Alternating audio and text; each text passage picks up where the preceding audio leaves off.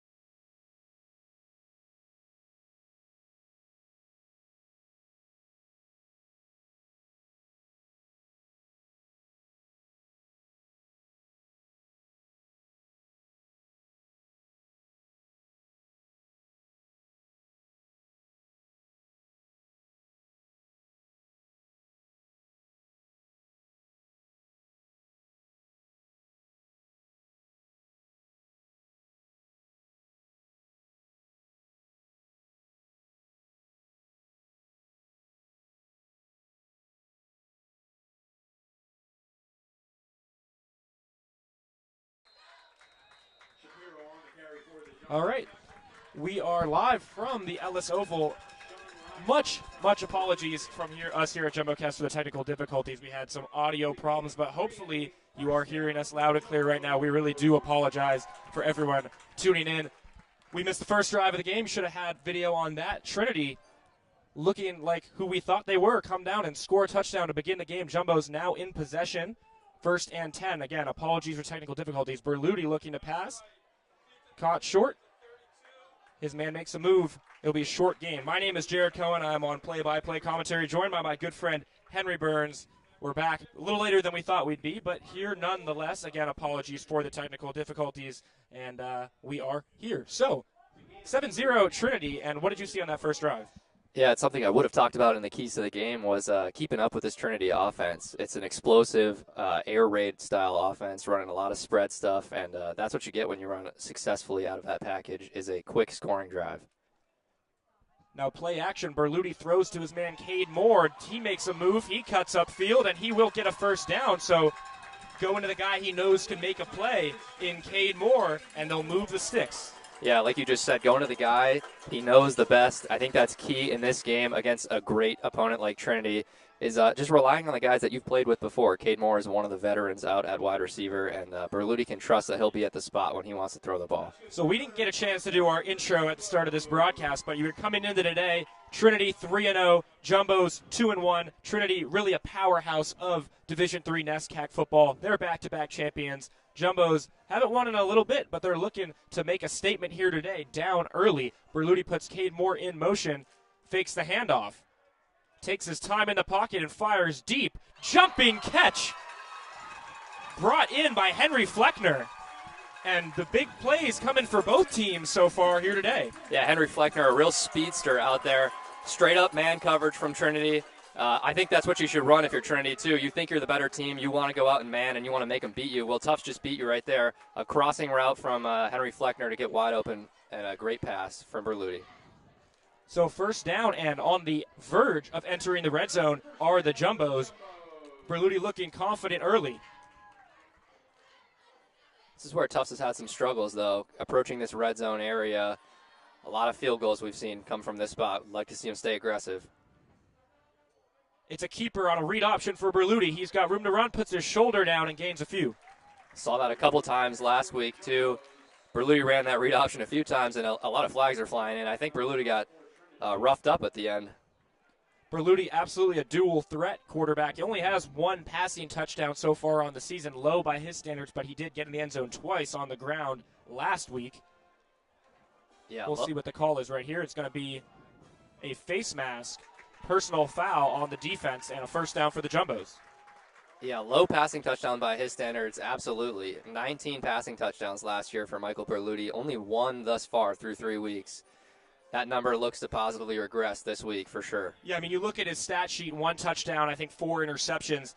That's not, the stat line of someone you would consider an elite quarterback, but we really do know that he's a lot better than those numbers suggest. And again, they're 2-1. They're coming off a shutout victory. I think he'll take wins over statistics any day.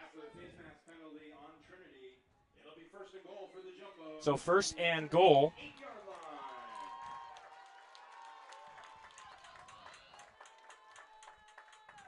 Matt Rios split out to Berluti's right. He hands that one off to Shapiro. Shapiro stumbles, turns around, falls at around the 5-yard line. Love the patience from Shapiro there in the backfield. Almost shades of Le'Veon Bell there, staying behind your right guard and letting the hole develop. If you're too quick to press your offensive line, you're just going to get sandwiched by the D tackles. But did a good job letting the hole develop and a nice gain on first and goal. Patience, absolutely a virtue for any good running back. Now second and goal. They ran it on first down.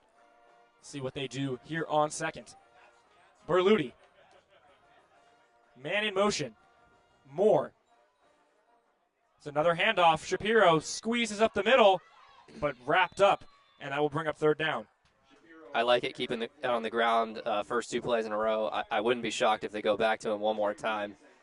He's a bell cow bruiser, 2 touchdowns in week 1. He can handle the work, and he's big and can really squeeze through the hole, especially in a tight split area like the red zone here that you'd be seeing from Trinity's defensive line. Could be 4-down territory early here if they can't get in on third down, but we'll have a timeout called by Trinity before we get there. You know, we missed the beginning of this broadcast. Again, if you're just joining us, thank you. We're here on JumboCast, had some technical difficulties. Trinity up 7-0. But let's run through really what we were looking at coming into this game to some extent. You know, again, this is a Trinity team. They averaged 45 points per game last year. They only gave up 13 points per game last year. That was first in both categories. They were really a truly dominant team. They won they're the co-winners of the NESCAC from last season. They're coming in to win again. And again, this game. Absolutely that right there, especially for Tufts, because if you go down with 2 losses, you're effectively out of this weird NESCAC champion, however they've decided to come up with this system of winning. But if you're Trinity, this is a must-win game as well. You don't want to drop one to Tufts. You're not going to see Tufts again. So you're letting Tufts hang with you. Something that, I mean, you come into this game looking at is Trinity is 46-19 all-time against Tufts, and Tufts has only won 1 time since 2008. Tufts certainly the underdog today, but I think that's a great spot to be. And I think as Trinity, you just can't be complacent. This is a championship-caliber program, and they've won the most championships in the NESCAC, rightfully so. So third down. Trinity has given up a third down conversion rate of 32.5%. 13 of 40 their opponents have gone on third down. This is in the red zone. They've given up 4 touchdowns and 5 opportunities. Berluti takes the QB dry and is going absolutely nowhere. A good defensive stand on some little trickeration from the Jumbo offense, and out comes the special teams unit. It will not be 4-down territory. I like getting tricky there, but when you line your running back up, split out a little bit further from Berluti, usually your running back's in close 2-3 feet. Shapiro was like 5 feet to his left. You know it's a pass. He can't possibly hand it off to him, a pass or a run like that, and D-line got great penetration. Yeah, so Berluti wrapped up, field goal unit out, Von Seelick on, and Von Seelick's kick up and good.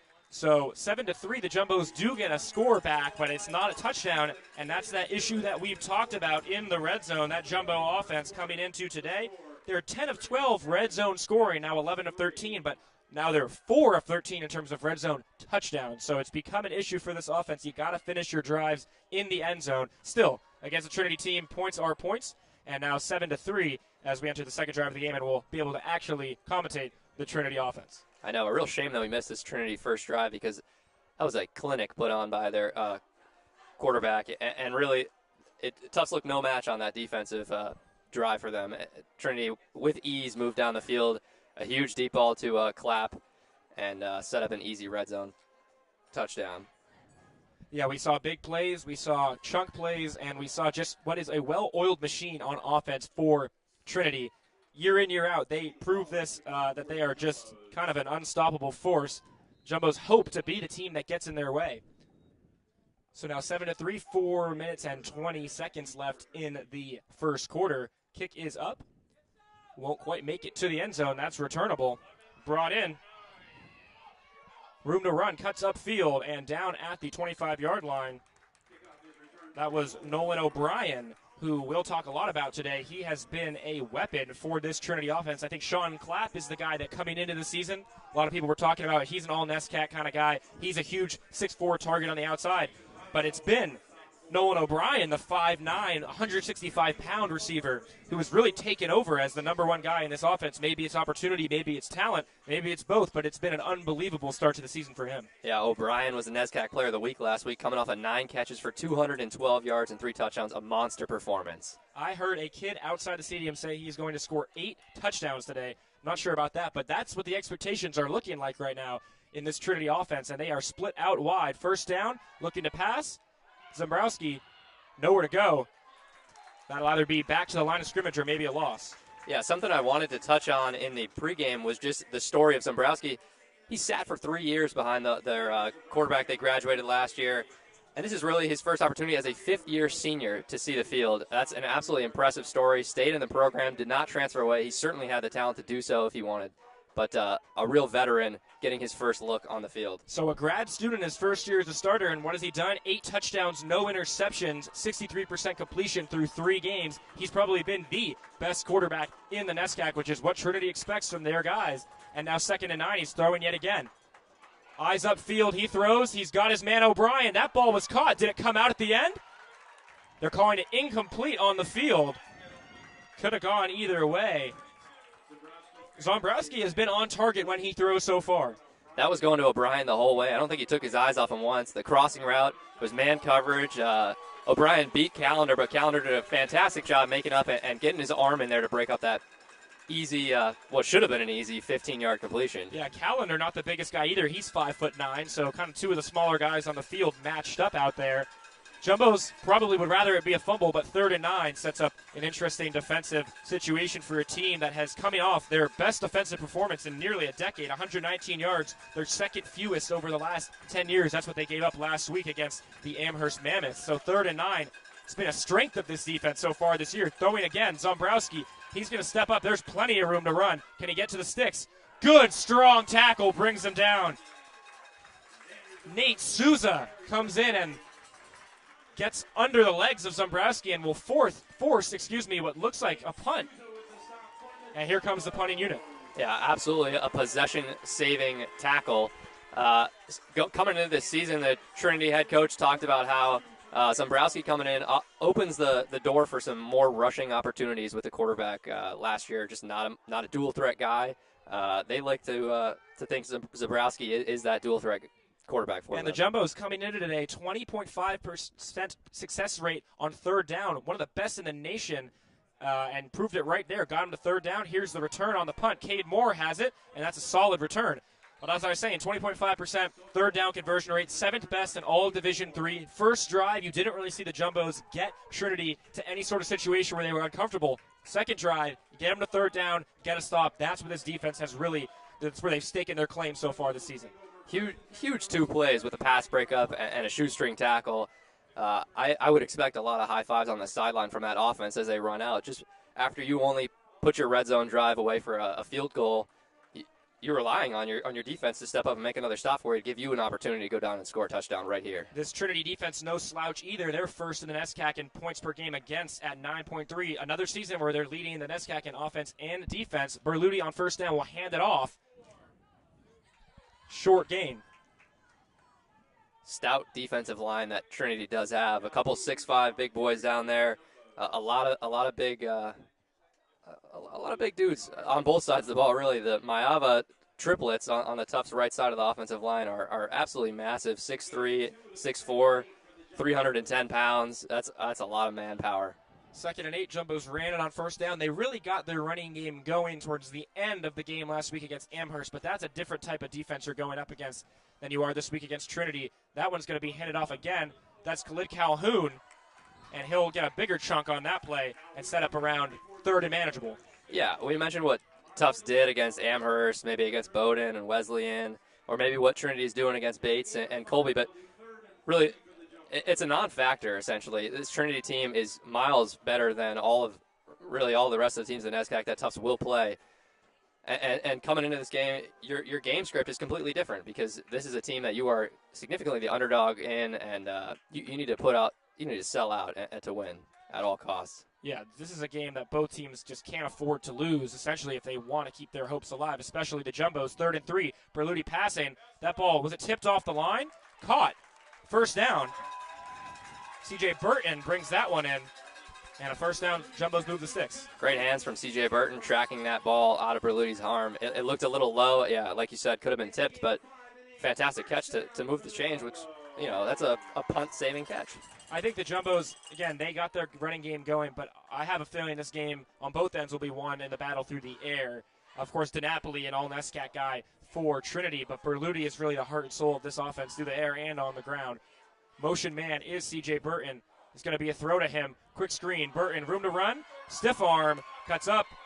Knocked out of bounds. Pretty close to a 1st down. A little shades of Derrick Henry on Josh Norman on the outside. Fantastic stiff arm. Shove him right down in the grass and keep running. Great pickup to stay ahead of the sticks on 1st down. See where they mark this could impact how they set up on 2nd. It'll be a gain of 7. 2nd and 3 now. Clock ticks down. We'll see if they get another playoff before the end of the 1st quarter. Under 10 seconds now. Looks like they want to. I don't think they're going to have time to get it off. That will be the end of the 1st quarter. So 7-3. A touchdown on Trinity's opening drive. A field goal to respond. Tufts forced a punt, and now they're back driving on offense. So a lot of what we've expected. 2 very good teams coming here to do their thing. What has stood out to you so far? I think coming into the game, we were unsure of if this was going to be a defensive matchup. Two of the top defenses in the NESCAC coming off facing each other, but also two of the top offenses. So we really didn't know which one was going to give. And so far, we've seen big plays from this Tufts defense. We've seen big plays from this Trinity defense. But I think the overall winner right now is the Tufts defense making that second stop. But this Trinity offense looks absolutely fantastic. A couple mishaps on the drop ball and getting shoestring tackle right before one of the sticks. But the first drive of that game, Trinity offense looked unstoppable. Going to need Tufts to step up. Otherwise, this could get out of hand. Yeah, we talked about it a lot coming into this week. The Trinity offense is just very creative, very professional. They do a lot of things that the rest of the NESCAC just does not do, and they keep you on your toes on defense. We really saw all of that on the first drive. Second drive, Jumbo's held strong. Now we'll see if the Jumbo offense can respond. I think it's interesting, as you said, we came in looking at pretty much two elite offenses, two elite defenses. Who stands out? Everyone is really standing out so far on offense and defense. 7-3, we want a good game here at JumboCast. That's what we want. And so far, it's looking like it. So flip the field. Berluti coming back in the game. Calhoun at running back. Ned Regelis, the tight end. 15 minutes on the clock here in the second quarter.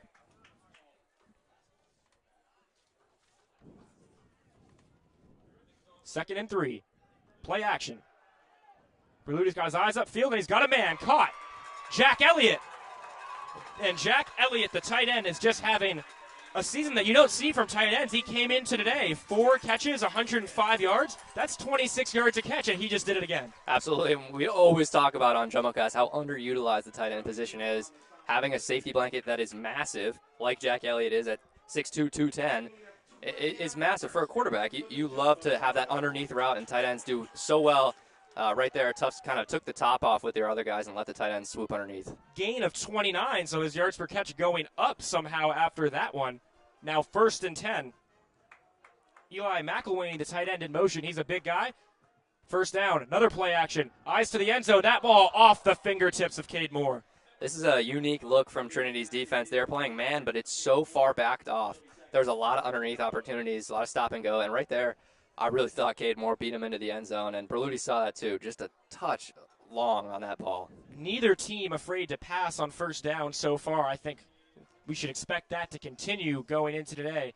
Cade Moore unable to haul that one in. Now 2nd and 10. Just outside the red zone, ball on the 22-yard line. Calhoun remains in the game at running back.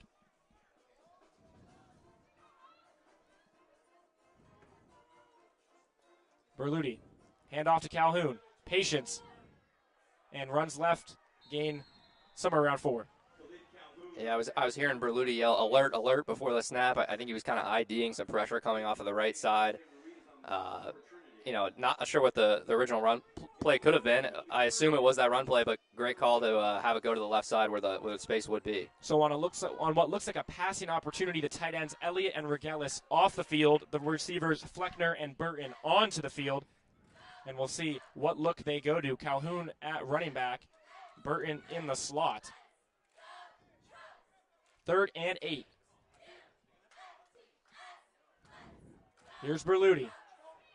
He wants to throw. Backpedaling. Plenty of time. Pressure comes. Berluti spins down, and he just might have taken the team out of field goal range. Yeah, that's a really unfortunate spot. You can't take a sack there. This Trinity team is fantastic at forcing sacks, though. They have 9 already through 3 games. That is tied for 3rd, I think, in the NESCAC. And they're showing right there why they're up in the rankings. Fantastic job from Trinity to get pressure and lock everything down behind it. So that brings up a 4th and very long. The offense remains on the field. Maybe a little Tom Brady pooch punt? That could be. We've seen Berluti punt it before. 4th and 22. Hard to believe they're going to actually run a play here.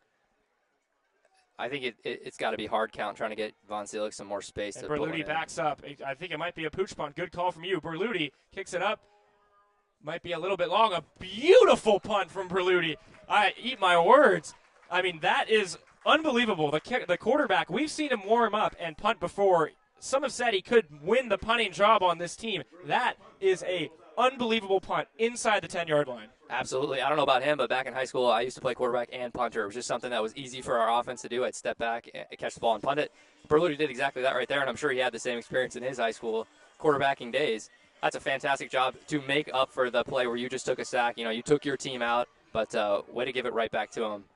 Yeah, so that drive on offense ends disappointingly what could have been an easy 3. Here's the punt from Berluti. It ekes out of bounds inside the 10-yard line.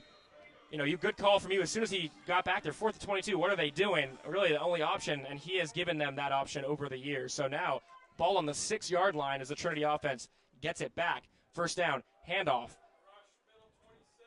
DiNapoli won't get too much.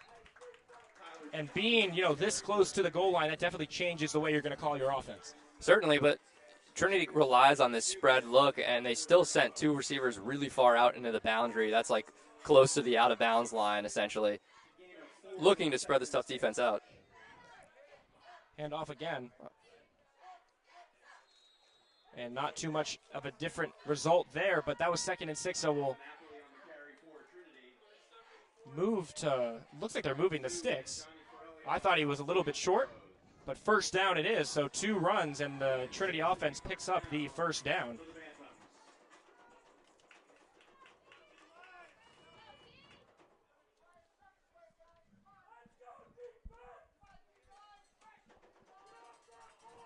Decent crowd here at the Ellis Oval. Trinity fans really do show out.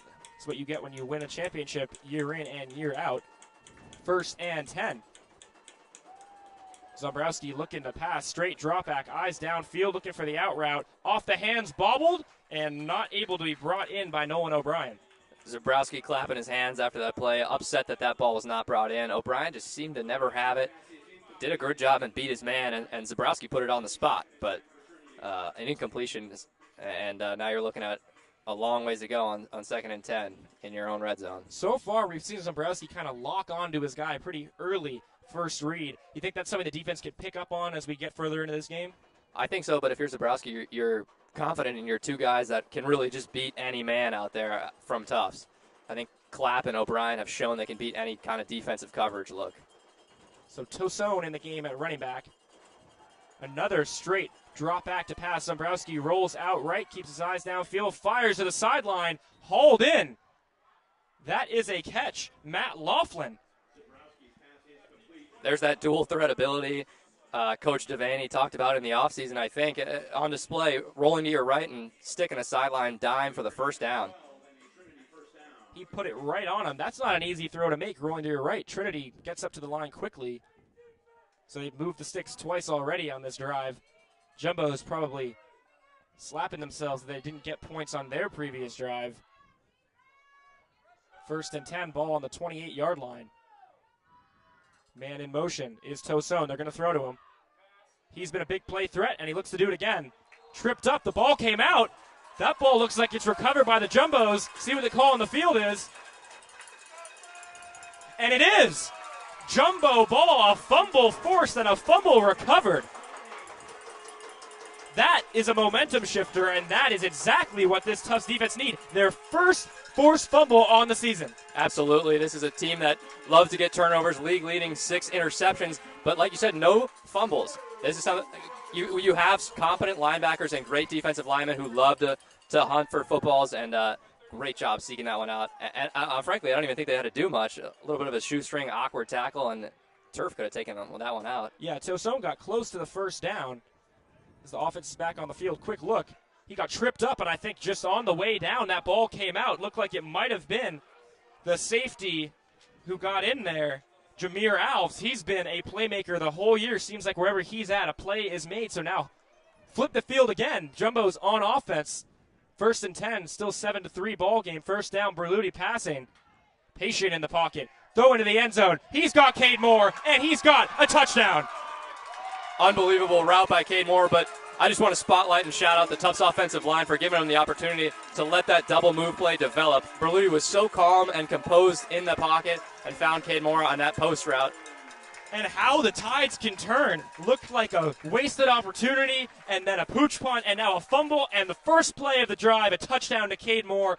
He's such a reliable playmaker for this Tufts offense. Berluti looks to him, finds him. Berluti's second passing touchdown on the season. Moore's second receiving touchdown on the season. The dynamic duo is back at it, and the Jumbos take the lead.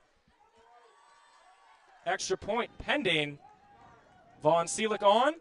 Kick up and kick good. So 10-7 now the score after a wild turn of events. And that Jumbo offense got to be feeling pretty good on the back of that Jumbo defense. Yes, they do. This is the type of game that we came in hoping for. A close type of barn burner maybe type of game. But both of these defenses so far have looked susceptible to the pass. Quarterbacks have looked comfortable. And now each Berluti and Zabrowski have a drive capped off by a decent-sized pass and a touchdown. Yeah, Berluti now 7 of 8, 107 yards and a touchdown. That'll play for the Jumbo offense. Cade Moore, 2 receptions, 45 yards and a touchdown. Looking at Trinity, Zombrowski, 7 of 9. He's got 80 yards, and they scored on the ground with DiNapoli. So a lot going right for both offenses, but a good forced fumble by the Tufts defense that really changed the momentum there. Trinity, I'm sure they have a package of plays ready to go to respond. Last week, Trinity trailed 14-0 against Williams. I think this 3-point deficit is not scary at all to them. Yeah, we thought, oh my God, Trinity down 2 scores. Could this be? And then 45 straight points, and they took that one as they usually do. So never count out a Trinity offense or defense. We've learned that the last 20 years. This should be a good game if we've seen anything so far. Kickoff incoming. Ball is up, and a nice kick should be short of the end zone, returnable. Fair catch called for by O'Brien. And the Trinity offense takes over. Your Trinity, your last offensive drive started within your own 5, which is a brutal spot, but they made good work of it on the ground, and I think that's something that they could come out and establish to begin this drive. Just keep pounding it a little bit to open up and make your offense comfortable. This Tufts team is doing a good job playing in coverage. They're doing a lot of man looks, and the defensive line is getting home and flushing Zabrowski out of the pocket, but Zabrowski made good work of it last time throwing that sideline running grab. Yeah, they're rookie of the year, all NESCAC running back DiNapoli. He's got 7 carries, 23 yards, touchdown. You'd probably like to get that yards per carry up a little. Tosone has kind of been splitting carries with DiNapoli, but he fumbled on that last drive. Hard to see him get right back involved. Play action. Zabrowski, they move the pocket for him. That's a great throw down the sideline, but over the head of O'Brien. He does have an arm, though. You can tell it's easy. Absolutely. It's a casual, subtle kind of arm where it doesn't look like a lot of effort, but he's flicking it real well. Unfortunately there, though, had his big tight end, Keel McGee, coming across the field, but just decided to take the deep ball out of bounds. Again, they are not afraid to pass on first down. Probably the 4th time so far they've gone pass on the early downs. DiNapoli in the backfield, so yeah, you're not seeing Tosone after the fumble, at least for now. 10-13 on the clock, 2nd and 10 on the 25-yard line.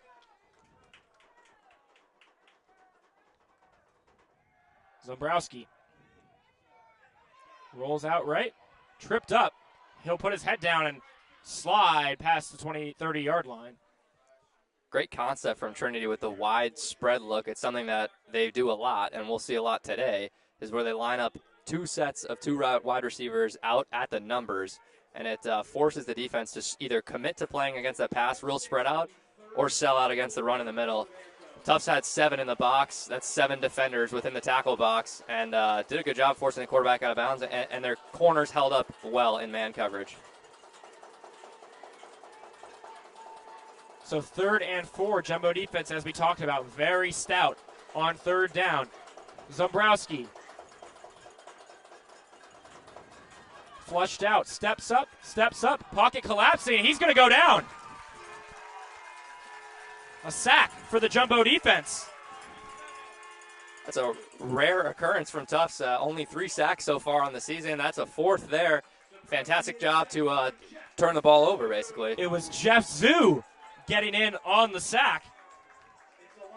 The sophomore from San Jose, California, makes a play on 3rd down, and that's 2 big 3rd down stops for a Jumbo defense going up against a very dangerous Trinity offense. The punt is up. Back to return, Cade Moore. That's a very short punt. Very, very short punt. Goes out of bounds, probably around the 45-yard line, so good starting field position incoming for Tufts. Berluti's probably licking his chops seeing that punt fall at the 40. That is a great spot to start your drive. Your whole playbook is open to you. I would love to see them come out and fire the ball around. They have had no trouble throwing on this Trinity defense thus far. Yeah, they came out. I mean, you saw when they got that turnover on the fumble first drive, first play, they didn't even think about running the ball. They went straight to who they knew they could trust, Berluti and Cade Moore. We'll see right now what they look at here on 1st and 10 from the 45. Looking to extend a lead, a position not many teams have been in against Trinity over the last decade or so. Berluti throwing on 1st down, out route. That ball hits his man, Henry Fleckner, in the hands. I think Fleckner kind of stumbled, looked up too late, but also that ball could have been undercut. Yeah, saw that from O'Brien and Zabrowski on the opposite side of the ball with Trinity, and now we're seeing it with Berluti.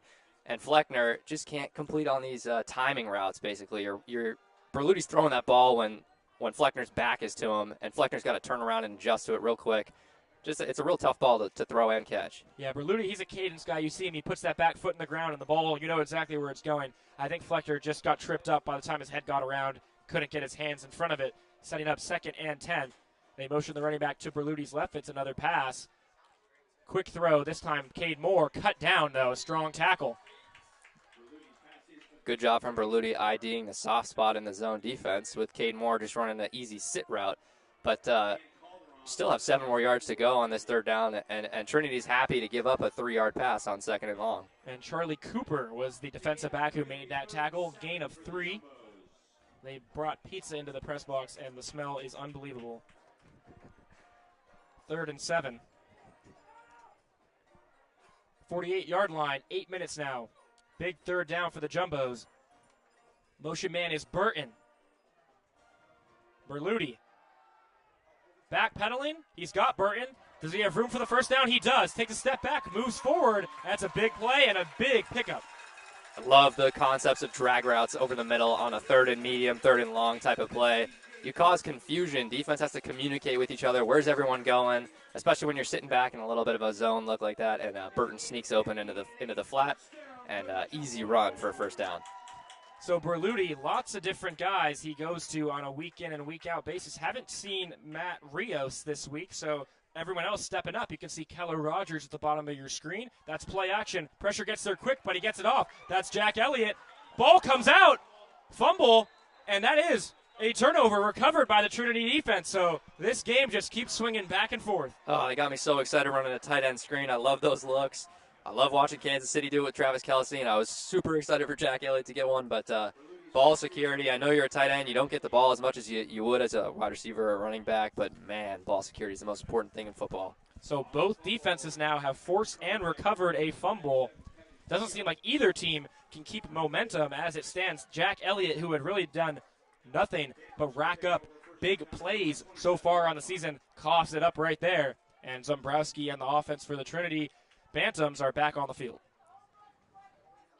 Yeah, if you're Trinity, you're right around where you turned it over last time, except now you get to reset the sticks. So it's 1st and 10, and the world's your oyster. Zombrowski. It's going to be a handoff on 1st down to DiNapoli. Defense swarms and brings him down. Short game.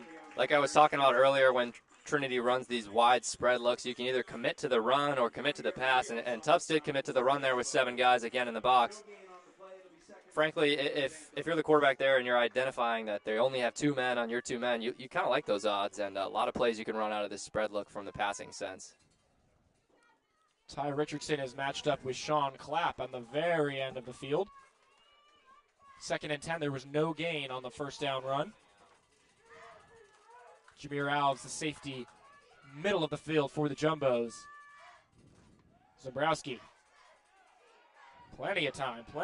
Holding up in the pocket, fires to the outside, and a broken tackle and a 1st down. Ty Richardson did a great job rallying to the ball there, but just couldn't complete the tackle, and Trinity keeps running and plays with the whistle and gets down to the 1st down for a nice pickup. Timing was just a bit off. Richardson comes flying in to Napoli on the reception, but he just was a second late, and that gave him enough room to move forward for the 1st. So Trinity's had no problem moving the chains. They've had a couple issues on 3rd down, but really just quite an interesting back-and-forth game. Now 1st and 10. We're already under 6 minutes here in the second quarter. Been very, very fast-paced. 1st down handoff to DiNapoli. He's got the edge, and he's got a gain of around 4 or 5. When you have guys like Sean Clapp who are eclipsing the 2,000-yard mark, I think your running back, DiNapoli, sometimes gets a shadow cast on him and maybe doesn't get as many looks as he should. But this Trinity team has a fantastic ground game approach, and I think people often only focus on the passing attack. But Tufts needs to be aware of both facets of this offense. I mean, if you go to last year's all NESCAC team and you click Command F and you look up Trinity, it just pops up everywhere. This is a team that they put guys in positions to succeed in every single facet of the game. Big run right here from DiNapoli, breaks a tackle, and another first down. So the ground game with the all NESCAC running back DiNapoli really starting to get going. And once this Trinity offense gets two-dimensional, it really just creates a ton of problems for a defense. Yeah, and they're running this hurry-up offense to keep Tufts tired. I think that's kind of what happened on that last run play, and the hole was huge for DiNapoli to run through. This Tufts defense need to take a second to catch their breath before they, or at least try to before this next play gets snapped. Yeah, Tufts defensive coordinator Justin Manning, he left to become the defensive line coach at Troy. That's a D1 school, so Tino Lopez and Ken Jones are the co-defensive coordinators. See what they can cook up here. Plenty of time in the pocket just all day for Zombrowski. Doesn't seem like he has a man, but he does. Down the sideline, caught, and another first down. You're going to give him all day. That's what he's going to do. That was brought in by Patrick McCaffrey, the sophomore from New Jersey. Great point. If you're going to give him all day, that's what he's going to do. Tufts needs to learn to contain a little bit. If your quarterback's always favoring the right side rollout, maybe your DN needs to commit a little bit further upfield, force him to come back into the pocket. Really, Zombrowski's having anything he wants right now. I mean, that was just unlimited time in the pocket, and we've been seeing that. The offensive line for Trinity just doing an unbelievable job, and they're back in the hurry-up, keeping that defense on the field. The defensive line, they're looking a bit tired. I would be too. You're chasing down this quarterback all day long. Bobbles the snap, looks short, sniffed out by the defense. That's going nowhere. Great job from the defense, and that'll give you some rest as Trinity needs to regroup and figure out what they're going to do here after a great stop to put him behind the sticks. Jeff Zhu was in on that tackle. A whole bunch of Jumbos were in on that tackle. They were not fooled by what looked like a screen pass. 3 minutes and 30 seconds left and ticking under. Loss of 3, so 2nd and 13. Type of setback Trinity offense usually is able to overcome, but the Tufts defense has done a good job so far in these type of 2nd and 3rd and long situations. Zombrowski. Handoff again to DiNapoli. They like that play, but this time not going to get too much, maybe a yard. If you're Trinity, you have an All-American kicker. I think you're not super worried about his range. This is about where his career long is from, but I wouldn't be afraid to throw the ball in this Tufts defense. Your quarterback has shown no signs of weakness throwing the ball, and your receivers have had wide open looks. All right, 3rd and 13, empty set now. Obvious passing situation for Trinity. Sean Clapp in the slot. Matt Laughlin out wide to his left. Nolan O'Brien as well to his left. Now moves the running back into the backfield. It's DiNapoli. 3 wide receivers to his left. 3rd and 13. Zombrowski looking to pass. He steps up in the pocket and throws to DiNapoli, who rushes forward and gets a first down. He's a hard-nosed runner. Great job. A 4 verticals-esque concept there with all of your receivers drawing the Tufts defense back. You know, obviously they're trying to play the sticks. It's 3rd and long. You have to defend the first down, but your running back sneaks out of the backfield and climbs upfield unnoticed and goes for a big catch and run. So DiNapoli has been a threat out of the backfield as a receiver so far today. That was his 3rd or 4th catch. See what they call on the field. Seems like a timeout. So we will take a quick break and be right back.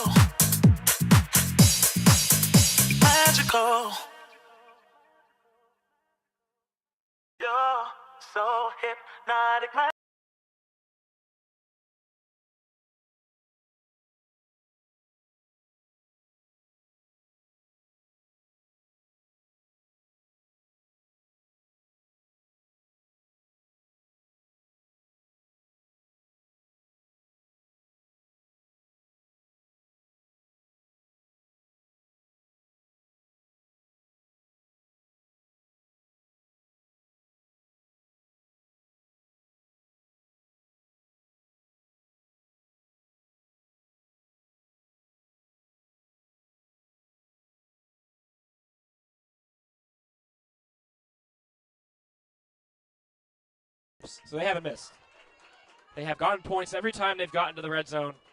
8 touchdowns, 80% of the time they score a touchdown. 1st and 10. They're running that same play to Napoli. They get him downhill. He has room, and he gets a solid chunk. I think that kind of outside zone run is a good look for this offense. You called it out, Jared. Outside zone run. I think they're good when your Tufts really has a lot of strength on their interior D-line. The edge rushers have had some issues coming upfield, and an outzone zone run is a fantastic way to space out and give your running back some room to go on the edge. Yeah, the Tufts defense strength really is their secondary, and right now we're seeing the defensive line just get a little bit overwhelmed by this Trinity offensive line that we know is just so well coached year in and year out. 2nd and 7, play action. Zombrowski moves out to his left. Little soft toss to Napoli. He's wide open. Breaks a tackle on another 1st down. I mean, on the one hand, that just can't happen if you're Tufts. You cannot let Zombrowski sit back there all day and pick you apart.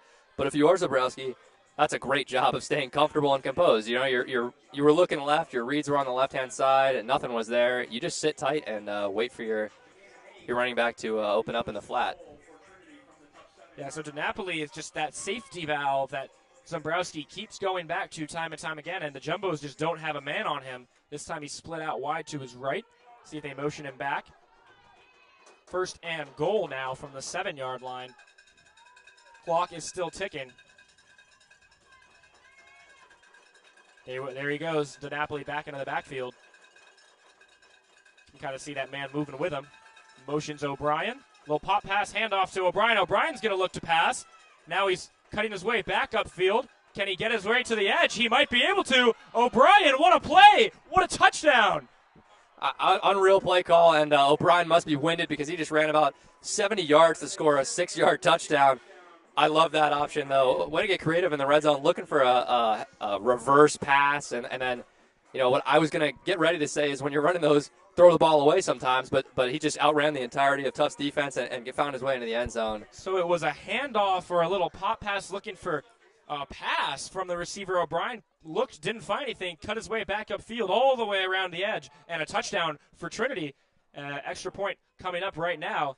Extra point is good. So 14-10 now, but the Jumbos do have an opportunity. 57 seconds left on the clock to try to get a score back before the end of the half. This has been quite a game. O'Brien showing on that last play why he was NESCAC Player of the Week last week with that unreal total of 215 yards. Man, this Trinity offense is full of weapons. Their quarterback, their running back, they have 2 stud wide receivers. It is a nightmare out there if you're Tufts defense. Yeah, O'Brien has really been the unexpected kind of breakout star for them. DiNapoli, though, he was kind of the key to that drive, both on the ground and in the air. He's up to 11 carries for 41 yards and a touchdown on the ground, but more importantly, 5 receptions for 37 yards. He's been the guy Zombrowski looks to. Zombrowski, 12 for 15 and 128 yards. Jumbo defense really having a hard time preventing him from just getting whatever he wants. So much time in the pocket on that drive. Jumbos will look to make this the last drive of the half either way, and when they get back to the locker room, that defensive line is going to have to reset. Absolutely, but I don't hate this spot if you're Tufts. You get the ball at the half. You know, if you can score here in this minute, I'd like you to get aggressive and at least get a field goal. Make it as such that another field goal would get you the lead. Yeah, definitely a double dip opportunity, and I think if you told Coach Savetti he'd have a chance to take the lead before half and then add on to it after the half, he'd be happy where he's at. 14-10 is a close game, a winnable game. It's just about staying on schedule. So 1st and 10. We'll see. Do they come out and look to pass immediately? Do they look to burn a little bit of clock first? They do have all 3 timeouts left. Certainly looks like in this 2x2 spread set that they are going to try to air this out and score. We'll see.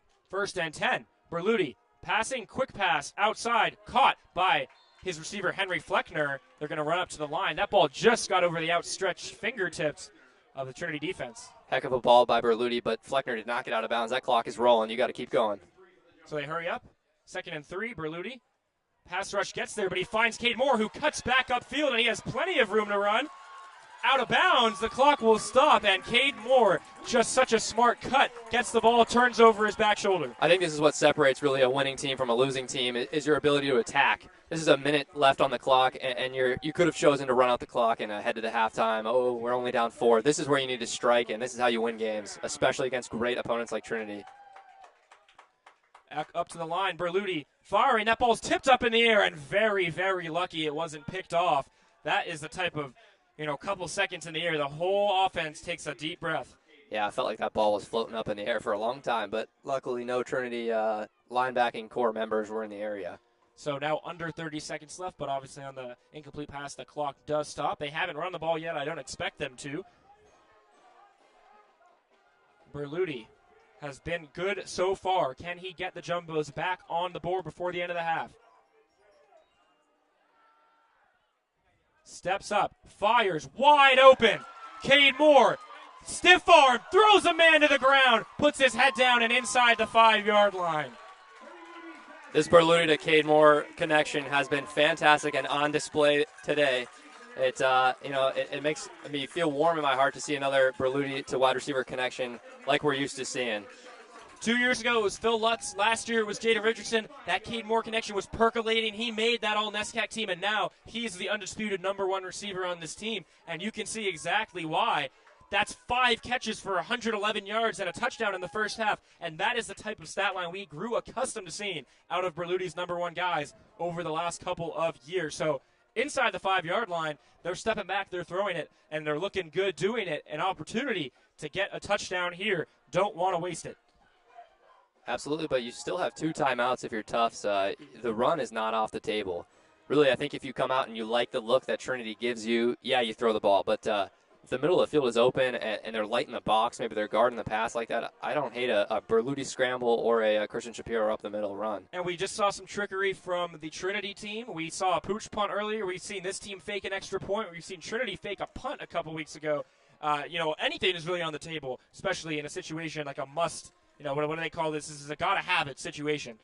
And Tufts gotta have it. So back on the field, Berluti. He'll have Christian Shapiro in at running back. He's a big guy. He can get in there if necessary. 2 touchdowns on the season for him. First and goal to go from the 5. 16 seconds on the clock. Here we go. Berluti passing. Plenty of time, throws it, caught. Who else? Cade Moore, touchdown. Absolutely dominant performance today right now. The Trinity defensive backing has no idea where he's at. They need to put a hand on him and really just make anything difficult. It's been easy all day. It's got to feel good to be that unstoppable, and that is what Cade Moore has been so far today, completely unstoppable. They just drove down the field, a 47-second drive, all passes, touchdown, and a lead taken with an opportunity to get the ball back at the half. Here's the extra point from the kicker, Vaughn Seelick. Extra point. No good. Off the right upright and no good. So even a perfect drive ends with something quite imperfect. Can't have everything, I suppose. So 16-14. That kick went, here's a replay of the touchdown. Just an in-cut from Moore and an easy pitch and catch from Berluti. So 16-14. We'll see 10 seconds on the clock. Maybe a pooch kick, something to run some time. We'll see. We'll see what happens right here. Yeah, I think if you're Trinity, there's not enough time left to really get aggressive against a good, tough defense that is, too. If you want to take a couple shots at the end zone, you'd have to have a nice return, but you don't really have enough time left to do so. I think, frankly, you take your win and a missed extra point and go into the locker room and hope you can stop Tufts coming out of the half. But that was a surgical drive from Tufts' offense. Unfortunate that they missed the extra point. Short kick, as I said, a little squib kick. That ball recovered, held on the ground, only took off 1 second. Not sure how that's even possible. So we'll see if the offense tries anything or just takes a knee and sends it to the half. Again, as we mentioned, the Jumbos will receive the ball at the start of the second half. Yeah, I guess you do the squib kick to force no return, but, the clock doesn't start rolling until someone picks up the ball. So And he just fell down. Yeah. Yeah, it looks like they're going to come out in victory formation here and take a knee.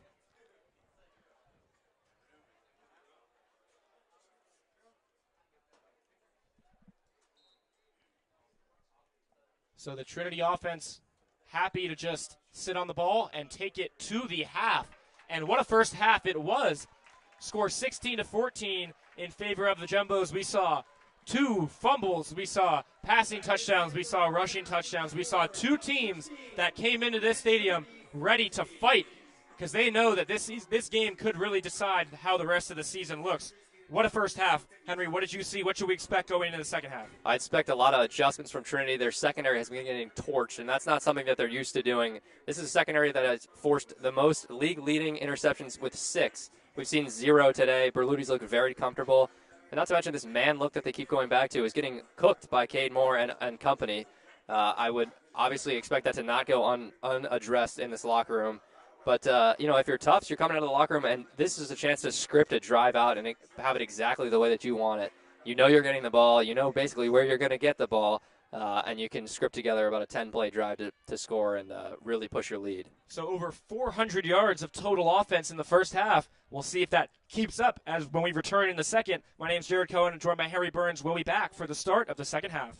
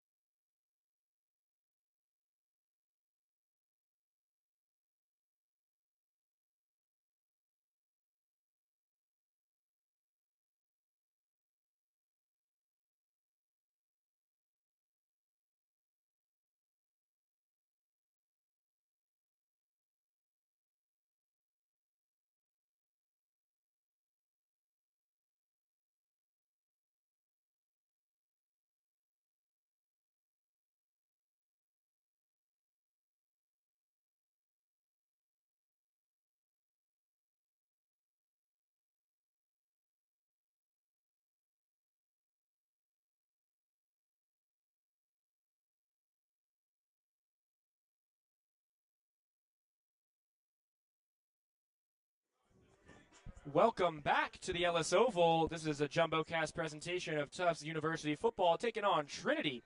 And today, we're back in the second half. My name is Jared Cohen, joined now by my good friend Sam Weinstein, his first time on the mic here for football. Tufts JumboCast got a quick defensive comparison. What are we looking at going into the second half? What have we seen so far that this jumps out for you? Yeah, Jared, I think we're looking at some elite defenses coming into this game, but they're allowing a shootout. They've been letting these two quarterbacks, Zabrowski and Berluti, consistent. Only 3 incompletions for the both of them. I can't wait to see what these defenses are going to do in the second half, though. Yeah, two defenses that have come into the game, come into today, very strong. Both teams have forced a fumble and a fumble recovery, but again, 16-14 at the half. We've seen a lot of scoring, kickoff caught, and a touchback for the Jumbos. So we saw a lot of offense in that first half, over 400 yards combined. Quarterbacks together have gone 12 of 15, 128. That's Zabrowski, and 14 for 17, 210. That's Berluti. So really a lot through the air. Jumbos not so much on the ground. They'll have a chance right now to come out and extend their lead to start the second half. Yeah, and I think like Henry was saying with that first quarter, you want to come out. It's a scripted drive. You want to hit your marks. You're coming right after a score at the end of that first half. So just go back and repeat it. The double dip, that's every coach's dream. We'll see if the Jumbos can pull it off. First play of the half is a handoff and cutting upfield and hammered to the ground.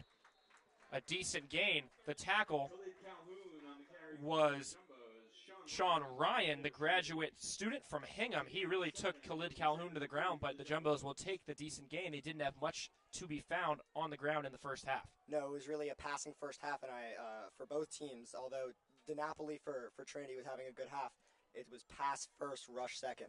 So second and three, excuse me. Berluti looking to pass, quick out route. C.J. Burton's got it, and he's got a first down. Makes his way upfield, but they're going to say he stepped out at around the 40-yard line. That will move the chains. Yeah, I think both of these quarterbacks have been really great outside of the numbers. They're liking these out routes that are letting them get these good open looks right next to the sideline. We've definitely seen from Berluti in the past. He likes to go to quick outs, especially early in a drive. Did it right there with C.J. Burton. So first down. Henry Fleckner out wide. We see Matt Rios out wide to his right. He does not have a catch yet today. Has been a big part of this offense so far. Going to go play action on first down. Berluti, plenty of time, steps out, fires to Rios. Middle of the field, broken up, but a flag. Charlie Cooper on the coverage. Looked like he got in on the ball, but a flag comes out. We'll see. Jared, and that safety just dropped out of the middle of the field, and the same thing happened on Cade Moore's touchdown. Open middle of the field, post route. Berluti's really loving his big guys going out there in the middle of the field and trying to get them the ball. Absolutely right. Vacated the middle of the field, found his man Rios, and they'll call pass interference. Maybe got there just a tad early, so a 15-yard penalty moved the chains again. You'll take it either way you can get it. Yeah, you really will. So now on the 45, couple plays, and the Jumbos are moving quickly. Khalid Calhoun remains in the game at running back. Berluti having quite an efficient day. See if he can keep it going. First and 10, defense creeping up. They're sending a blitz. It's a handoff. Calhoun cuts right, jumps forward. Solid gain on first down. Yeah, this Jumbo's offensive line has been really great, both in pass protection, and you see there those trench gains. Those, while they might not look like much on paper, those are big for the game. Yeah, both Shapiro and Calhoun not really ripping it up on the ground, but they'll take those 3 and 4 yards on first down, especially when you have the passing game working the way it has been so far today. So 2nd and 8, only 2 yards on that gain. Calhoun's still in. He'll run out to his right. Berluti, ball tipped off the line and incomplete. Yeah, this Bantam D line has been good at trying to get their hands up. That happened at the end of that first half there, tipping that ball, not letting these completions get through. That's been actually a lot of Berluti's incompletions, not drops, just balls batted down at the line of scrimmage. Yeah, probably second or third time a ball has at least been tipped off the line, so strong hands from the defensive line, although, again, offensive line has held up pretty well for the Jumbos. 3rd and 8 now, ball on the 43-yard line. Passing situation for Berluti. He's got time yet again, and he's looking deep down the right sideline, off the hands of Rios and incomplete. And I think Trinity learned from their mistakes from before. You saw the middle of the field was packed full of white jerseys. They were forcing him to get that deep ball outside the numbers. So take away the middle of the field. Berluti not afraid to go deep anyways. Really the first straight vertical shot we've seen from either team off the hands. Not a bad throw at all from Berluti. So the punt team is out. We saw Berluti himself hit a little pooch punt earlier. This one will be Andrew Lay. 4th and 8, and they'll punt it away. Not the scoring drive the Jumbos wanted to finish off the double dip. But definitely the defensive drive that Trinity wanted. Coming out, you're not getting as many stops. And that punt is blocked. Blocked and picked up by Trinity. A line drive punt blocked off the line, and that is another momentum shifter. This game has just been unexpected play after unexpected play, and that will set up Zombrowski and the Trinity offense with very, very good field position. Yeah, wow. I think if you're the Trinity offense, you are absolutely ecstatic. The defense could not keep the Jumbos off the field, but now first a big stop and then a blocked punt. You got to go out here and make something of this. So you can't even pin them deep. They got to take over now on the 42-yard line, and knowing this Trinity offense, their playbook is wide open to see what they can do. 1st and 10. 16-14 still the score. DiNapoli moves to Zombrowski's right. Hand off to DiNapoli. Patient runner and pushes forward. DiNapoli 6 feet tall. He's a big back, and he's very patient. He's gotten a lot of gains through the air and on the ground today, a big part of that offense. Yeah, again, offensive line work. It's so important to this football game. Zombrowski's had so much time, and look there, so much time on that run, on that halfback draw. So 2nd and 4, a good solid gain of 6 on 1st down. 4 receivers out wide. DiNapoli in the backfield. Zombrowski fires over the middle, caught little behind the receiver. Plenty of room to run. Plenty of room for O'Brien. He breaks a tackle and dives into the end zone. Touchdown. His 2nd touchdown of the day. And O'Brien, Nolan O'Brien, what a target for this Trinity offense. Yeah, I think if you watch Trinity play football all season, you're going to see that over and over again. Zombrowski sitting in the pocket, letting the routes progress, and then there's O'Brien right across the middle. He gives it in his hands, boom, let him go. Easy pitch and catch from Zombrowski to O'Brien, who continues to be a playmaker. O'Brien just breaks one tackle, gets the edge, and dives into the end zone. That is exactly what the Trinity offense was looking for, not how the Jumbos wanted to start off the half. Punt blocked, and now a touchdown, an extra point in, and now 21-16 is the score, so the Jumbos will look to respond. Yeah, and I think what the Jumbos have been great at this game is responding to momentum shifts. You know, they lost a fumble, won a fumble right back, went down, and scored some more points. This is not the first time that they've been down in this football game. They could definitely get back. That was O'Brien's 5th receiving touchdown of the season, his 6th total. He had a rushing touchdown earlier today. And that is Zombrowski's 9th passing touchdown of the season. So far this season, he'll now be over 1,000 yards, 9 touchdowns, and no interception. So probably the early favorite for NESCAC Player of the Year. See how the rest of this game plays out. 21-16 is the score. Yeah.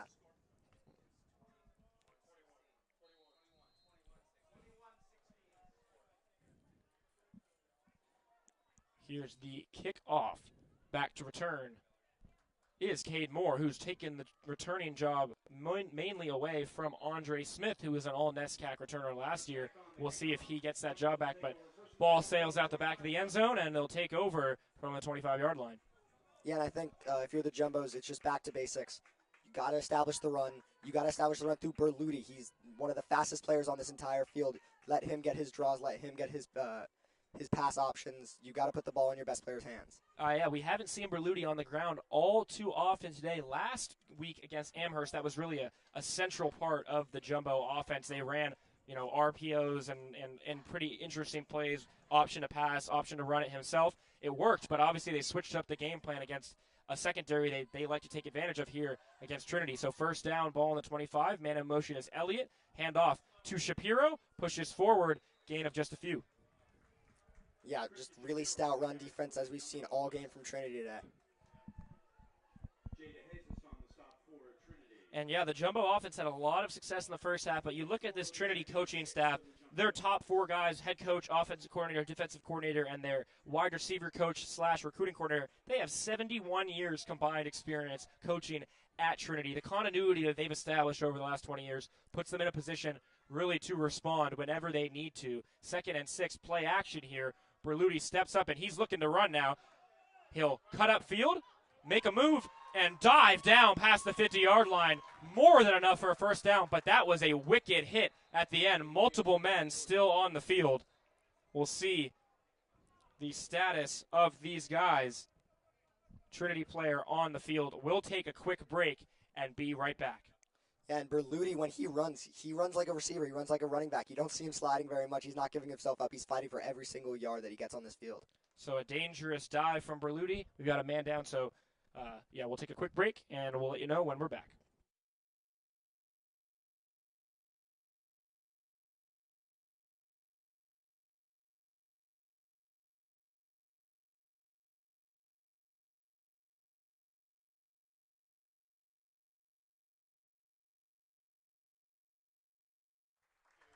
We're back here on JumboCast after that quick break. Dan Calderon, the graduate defensive back from Levittown, he was down on the field but up and walking off, so hope he is okay. We'll resume play here after the first down run from Michael Berluti. Right as Sam mentioned, they should get him involved on the ground. He made that on his own, rolled out, and a gain of 21. Yeah, and I think when you're in coverage against this Jumbo offense, you got to have a spy. You got to have a linebacker that has his eyes on Berluti, because if you're all out in coverage, he could just go do that. He can kill you with his legs. Haven't seen all too many designed runs, but that one was just all Berluti. So 1st and 10 on the 50-yard line. After the score from Trinity, the Jumbos want to respond. It'll be a keeper, so there's a designed run. Berluti tries to cut it out right, but a phenomenal tackle on the play from John Fiore. Yeah, and I think I saw right away that the Jumbos were not able to set the edge, even though that was a design run. Trinity recognized it as well. They were hitting that edge, and when you have receivers and running backs in blocking, sometimes that's going to happen. Yeah, Fiore read that one all the way. Berluti looked like he had a choice, maybe cut inside, cut outside. He chose the outside and just brought down pretty quickly. That was a loss of 2. 2nd and 12 now. Berluti looks to the sideline for a play call. Shapiro, the running back. Fleckner spread out to his left. Haven't seen him as much this season than maybe we have expected, but he's been involved today. 2nd down, handoff to Shapiro, and he's running hard and running down past the yard marker for a first down. Yeah, and with these Tufts running backs, when they get to the second level, they are fast. He broke through that line of scrimmage, and he just hit it hard. Yeah, when Shapiro gets ahead of steam, he is really a dangerous back, coming to his own, especially in the 4th quarter of that game last week against Amherst. Haven't seen him too much today, but that's his longest run of the day. And another first down, now down to the 39-yard line. That was a gain of 12. And Berluti likes his personnel. He's going, hurry up. Hurry up. They are on the line. Cornerback on the bottom of your screen playing way off Fleckner. See if they continue to establish the run. They look to pass instead. Berluti throws to Fleckner. Ball is caught, maybe just short of the yard marker for a first down. 2nd and maybe 8. Yeah, and like you saw. Maybe 2, excuse me. And like you saw, Jared, Fleckner knew that he had a lot of space off of the line of scrimmage. Just a little dig, get his space, get it to the open guy. Yeah, that cushion definitely gave Berluti opportunity. They only called that a gain of 5, so 2nd and 5 didn't give him that forward momentum when he caught the ball. So 2nd and 5, now under 10 minutes, almost under 9 minutes here in the 3rd quarter. Ned Regelis, the tight end in the game, on the line as an extra blocker. Yeah, now it's Cade Moore at the bottom of your screen. More moves in motion, handoff back to Shapiro. He's got plenty of room. And a strong run, another first down. The holes are opening up for this Tufts offense. Yeah, and this is just what they've had to wait for. They've had to wait for the triplets. They've had to wait for this offensive line to set the running line. Let Shapiro, let Calhoun, let your running backs do the dirty work. So the offense certainly percolating a little bit on the running side. A gain of 13 and another first down. So here's Berluti. Behind him is Shapiro. See if they force the issue. Going to be play action. Berluti resets in the pocket. He's got a man wide open. touchdown. The tight end, Jack Elliott, he makes up for his fumble earlier today with a long touchdown, and the Jumbos back on top. Yeah, and Trinity sent the house on that one. And Jack Elliott, maybe supposed to be a blocker, rolls out wide open, not a white jersey in the area. Wide open, great touchdown, great look from Berluti, calm under pressure. That's Elliott's first touchdown of the season. As we mentioned earlier, he came into today averaging over 26 yards a catch. He had over a 29-yard gain earlier. Big play there, definitely making up for the fumble. The senior, Jack Elliott, in the end zone for a touchdown. Now this offense, they missed an extra point earlier, so you're seeing the offense stay on right now. They're going to attempt a 2-point conversion, try to get that margin back up to 3 points, currently 22-21. We'll see what the call is here. Berluti in the shotgun, motions his man Shapiro out wide. Designed roll out, he's going to throw to Shapiro and just gets it in there. 2-point conversion is good over the outstretched fingertips, and now a 3-point lead. Yeah, that's a beautiful throw. He motions out the running back to see what the coverage is. He knows that no one's going to be right there with him. It's zone in the red zone. He rolls out on the run. Perfect pass. So a statement drive from the Jumbo offense responding to a Trinity score off of a blocked punt. And this game has just been nothing if not entertaining so far. Everyone who came in today expecting a battle between two very good teams has gotten it. And I think if you are Tufts, you were probably the underdog, at least a little bit coming in, and you have to be very happy with how this is going. Trinity, though, as we said, when you've got 71 years combined of coaching experience among your guys, this is not going to faze you. And so you know the offense will be back and ready to work yet again. For sure, and I think if you're the Jumbos, you're keeping that underdog mentality no matter how many points you have on the board, no matter how many points you have over Trinity. You got to know this is a really, really great team. We got to keep fighting. Kickoff incoming. O'Brien back to return. He has 2 touchdowns on the day.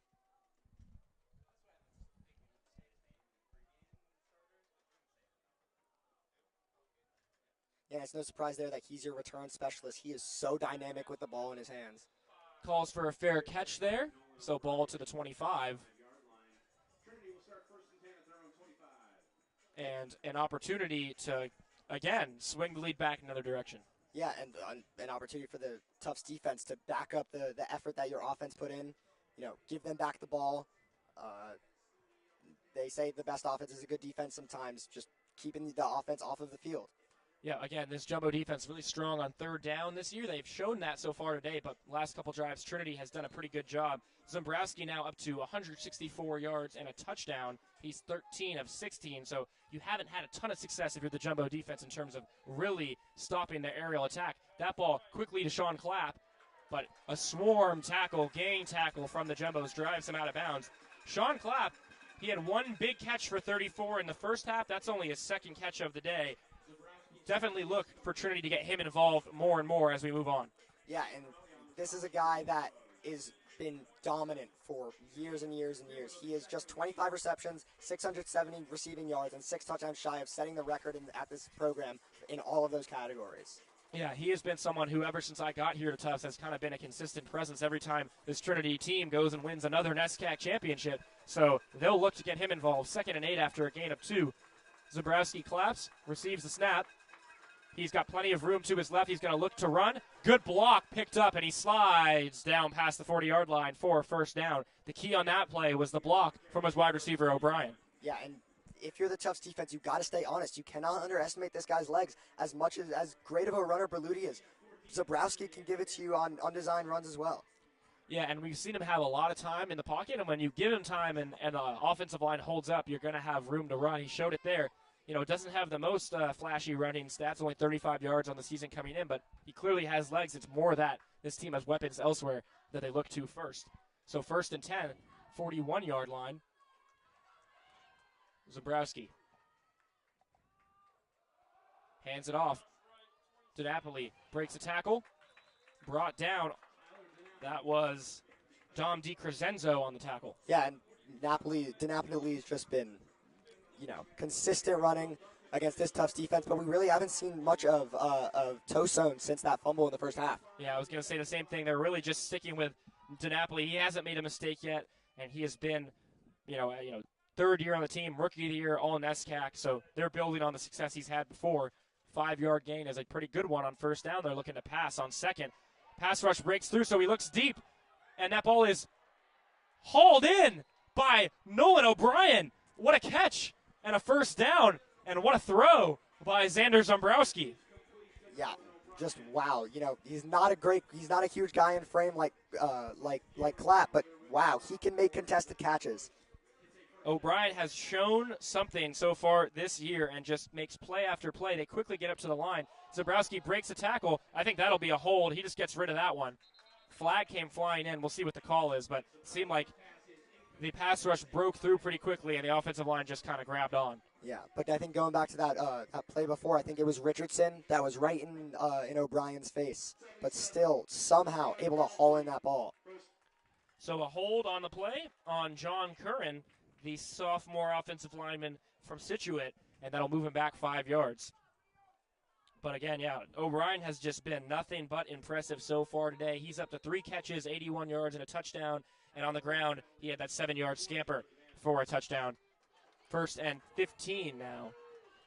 First and 20, excuse me. And he's coming off an absolute monster game against Williams. 212 yards and 3 touchdowns. He's looking to recreate that here, and he's in the process of doing so. Looks like they have found a star on offense. Zombrowski steps up. Pass is short, complete to his receiver, Matt Laughlin, and that'll be a good gain on first. Not quite enough for a first down, but they will definitely shorten the sticks after a 1st and 20. Yeah, and when you're a wide receiver 3 or a wide receiver 4 or a tight end on this team, you're going to get open looks. Quickly up to the line. Zombrowski, plenty of time, flushed out left. Keeps his eyes upfield, but he's going to look to run. Cuts upfield and dips out of bounds. Huge hit at the end of the play. 4 flags come flying in. That's going to be probably an unnecessary roughness penalty, a late hit as he dipped out of bounds at the end of the play. Yeah, and I think when you're the defense watching a quarterback run, you want to punish him. You don't want that quarterback to get out of the pocket. You want to hit him, but you can't just hit him when he's going out of bounds.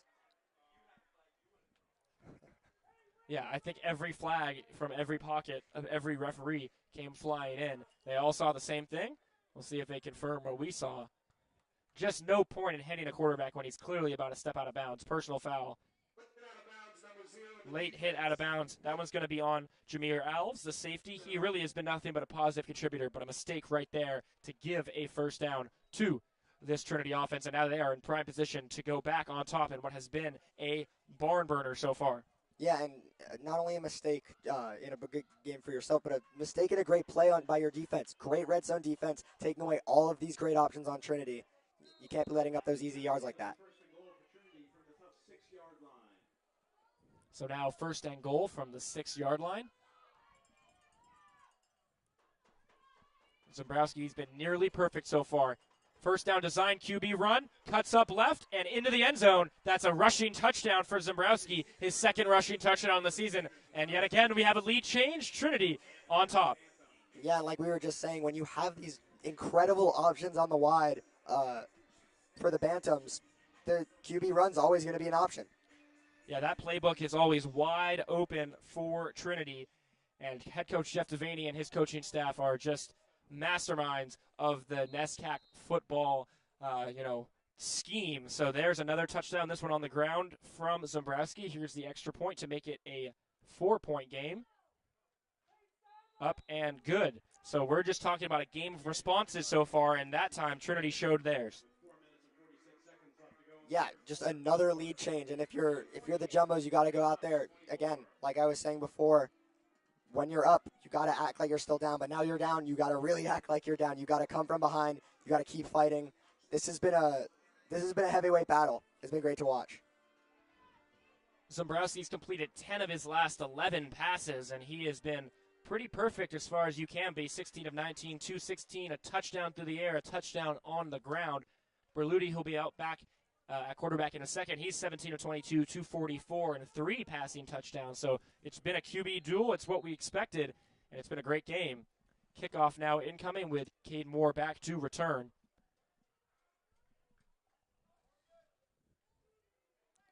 Returnable for Moore, but he'll let it go over the back of his head, and it'll be a touchback. So Jumbo offense back on the field following back-to-back touchdowns in this half. Yeah, and Berluti coming out. This has been his best game by far this season, I think. and it's against this Trinity defense that has been so stout, especially against the pass. You kind of knew the dam was going to break at some point, especially when it came to Berluti touchdowns through the air. 1 through 3 games, that wasn't going to keep up. He already has 3 so far today, looking to add a 4th. Ball from the 25. This is where the Jumbos took over last drive, and they scored pretty easily. So 28-24, they'll look to get back on top. Berluti back in at quarterback. Receivers, 3 of them split out wide.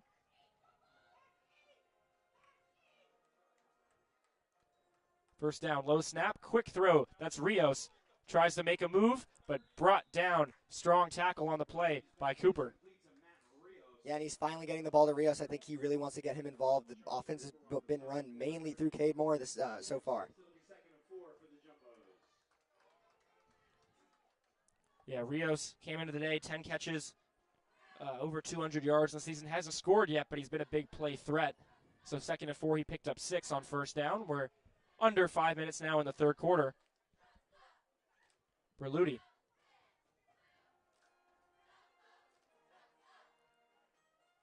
Oh, he looks like he got the defense to jump. We'll see. Is that a false start or a defensive encroachment penalty? Definitely saw some movement on the line. Jumbos, both teams have been pretty mistake-free so far, especially this Trinity team that came in today towards the bottom of the NESCAC in terms of penalties. They've done a good job. They're going to call that one a false start on the offense. Call it on Fleckner, the wide receiver. Yeah, and that discipline you're talking about, that's 71 years of coaching experience combined. One of the first things that they teach you is don't jump. You got to stick with the hard count. Berluti tried to get them to jump, it looked like maybe, but it was just his own team. Really interesting, though, the breakdown, rush to pass yards. You know, this is a Trinity team that has not been great in rush defense, 120 yards per game, but they cannot get it going on the ground here. Yeah, they are towards the bottom of the league in terms of rush offense, but honestly, the NESCAC as a whole has kind of had a hard time getting it going on the ground. They're going to hand it off there, and a good stop from that rush defense. I really do think it's interesting, this Trinity team, not too great in terms of penalties on the season as a whole. They are towards the bottom of the league in terms of penalty yardage, but they've been more disciplined today, and that's something you figure at some point they're going to figure out. This is not a team that is known to make unforced errors. Most definitely. So 3rd and 8 after a solid gain on first down, a penalty, and then another gain of around 2 on 2nd. So ball on the 26-yard line and a passing situation for Berluti. Yeah, Jumbo's got to stretch the field here. Defense will look to bring pressure. Berluti, plenty of time, and he's looking deep down the field to Rios, just over his outstretched arms, and it looks like he might come up a little lame on the play. Rios limping, not a good sign for this Tufts offense. Doesn't want to lose a playmaker there, but an incomplete pass, and out comes the punt team. A missed opportunity for the Jumbos to go back in front. Yeah, you hate to see it, but again, really, really great defense by Trinity. They're dropping. You had their 2 safeties in the middle of the field, and then in zone were the wide corners, not letting anything over the top here. Rios is very frustrated following that play. Punt team on.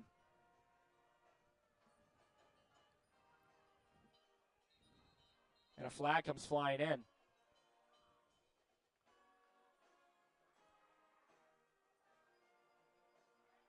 False start again. So they'll move back 5 yards, and suddenly, after we saw a pretty mistake-free first half, we've seen a couple of penalties come in so far here in the second as we tick near the end of the third quarter, and it'll be a little bit of a deeper punt now for Andrew Lay. And look who's returning it. It's O'Brien. Dynamic with the ball, and definitely big play capability here. But Calls he will a fair call for catch. a fair catch. So they'll take over around the 35-yard line. Pretty decent punt. And now the offense that has really gotten rolling as of late back on the field, led by Xander Zombrowski and, of course, Nolan O'Brien. DiNapoli at running back, he's got 13 carries, 52 yards, and a touchdown today. Tufts defense definitely looking to regroup and find some of those stops they pulled out. You look at the first quarter, Trinity scored in the first drive, Tufts got a field goal back, and just when there was a chance for Trinity to extend it to a 2-score game, that's when the Tufts defense got to stop. So we'll see if this is a similar type of situation. Yeah, and you got to get pressure. Zombrowski looks so comfortable out there as his offensive line protects him. Yeah, at some point you got to get some pressure home. They've been unable to do that so far. First down, keeper, and breaking a tackle, dragged down, gain of around 6 for Zombrowski, and they're definitely looking at him on the ground a little bit more. Yeah, I think they're recognizing how many jumbos just drop back to counteract the options that Trinity have. And, you haven't seen it all season, only 35 yards coming in this game on the ground for Zabrowski, but they're definitely looking to do that through him now. Second down and 4 to go. Football on the 42-yard line. Zabrowski has been incredible so far. What does he have in store? It's a pass. Oh, he's got a man wide open, but he missed him downfield. He's going to come back the other way and complete it to Sean Clapp for the first down. If you look at the top of your screen on that play, he had a man wide open, probably for what could have been a touchdown, but still picks up a first down to his number one target in years past, Sean Clapp.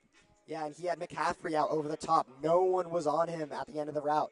But I think if you're going to nitpick anything about Zabrowski's game is that he does tend to lock onto his first read. You've seen it with O'Brien a lot, and you saw it with Clapp right there. Yeah, it seemed like he just didn't even see McCaffrey open on his left side, but they'll take the first down, obviously, and I think, better to take what you can get on any given play. 1st and 10, quick pass out to O'Brien. O'Brien reads his blockers, but a good strong tackle brings him down, and that'll set up a 2nd and long. Yeah, that's the first step. You got to get that first stop, motivate the team a little bit. They're driving with a lot of consistency, head of steam. The junior linebacker Trevor Hillier got in on the tackle. 1 minute now left to go in the third quarter.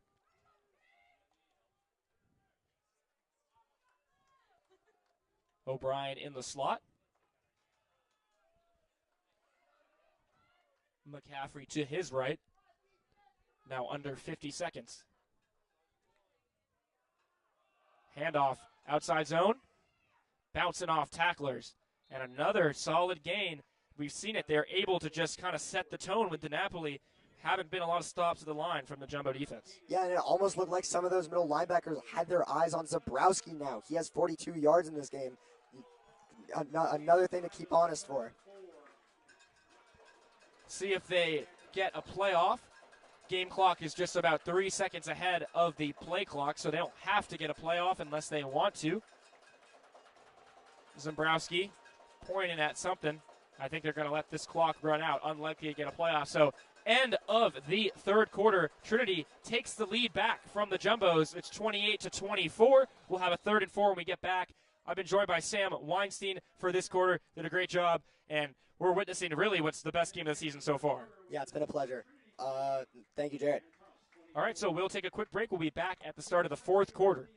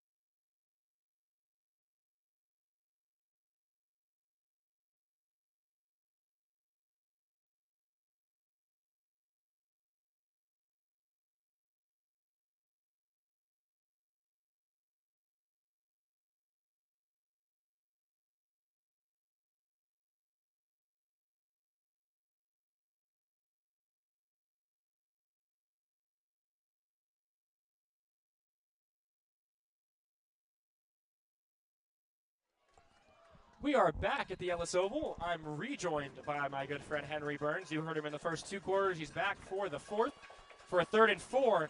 Handoff to DiNapoli, and he's going to pick up the first down. Just a physical run from DiNapoli. We'll see what the spot is, but they're going to move the chains. That is a first down. Good spot there from the official. I think he definitely got that, but a little bit of a I'm a bigger man than you type of play call there on 3rd and medium. Just letting them know that our big boys up front are going to get a push on you. Yeah, 3rd and 4, not an obvious running situation, but DiNapoli has pretty much been churning out 4-yard gains all day long, so they'll take that one. And an opportunity now on the 40-yard line in Tufts field, on Tufts side of the field to kind of put this game to a more comfortable situation. 1st and 10, Zabrowski, plenty of time as usual. Oh, but he's brought down. A sack. Don't see that too often. Brought down on the play by Kyle King. Don't see that too often, for sure. all credit is due to Tufts' defensive line, but I will say Zembrowski was certainly looking for his wide receiver who got caught up by the turf monster over the middle, slipped and fell as soon as he went to throw it, and had to tuck it and just take the sack. Yeah, because Zembrowski, he had time, and he kind of just moved up into the pocket and into that sack. So a loss of 4, 2nd and 14. That was Kyle King on the sack. And now maybe the Jumbo defense can string some stops together and try to get the ball back.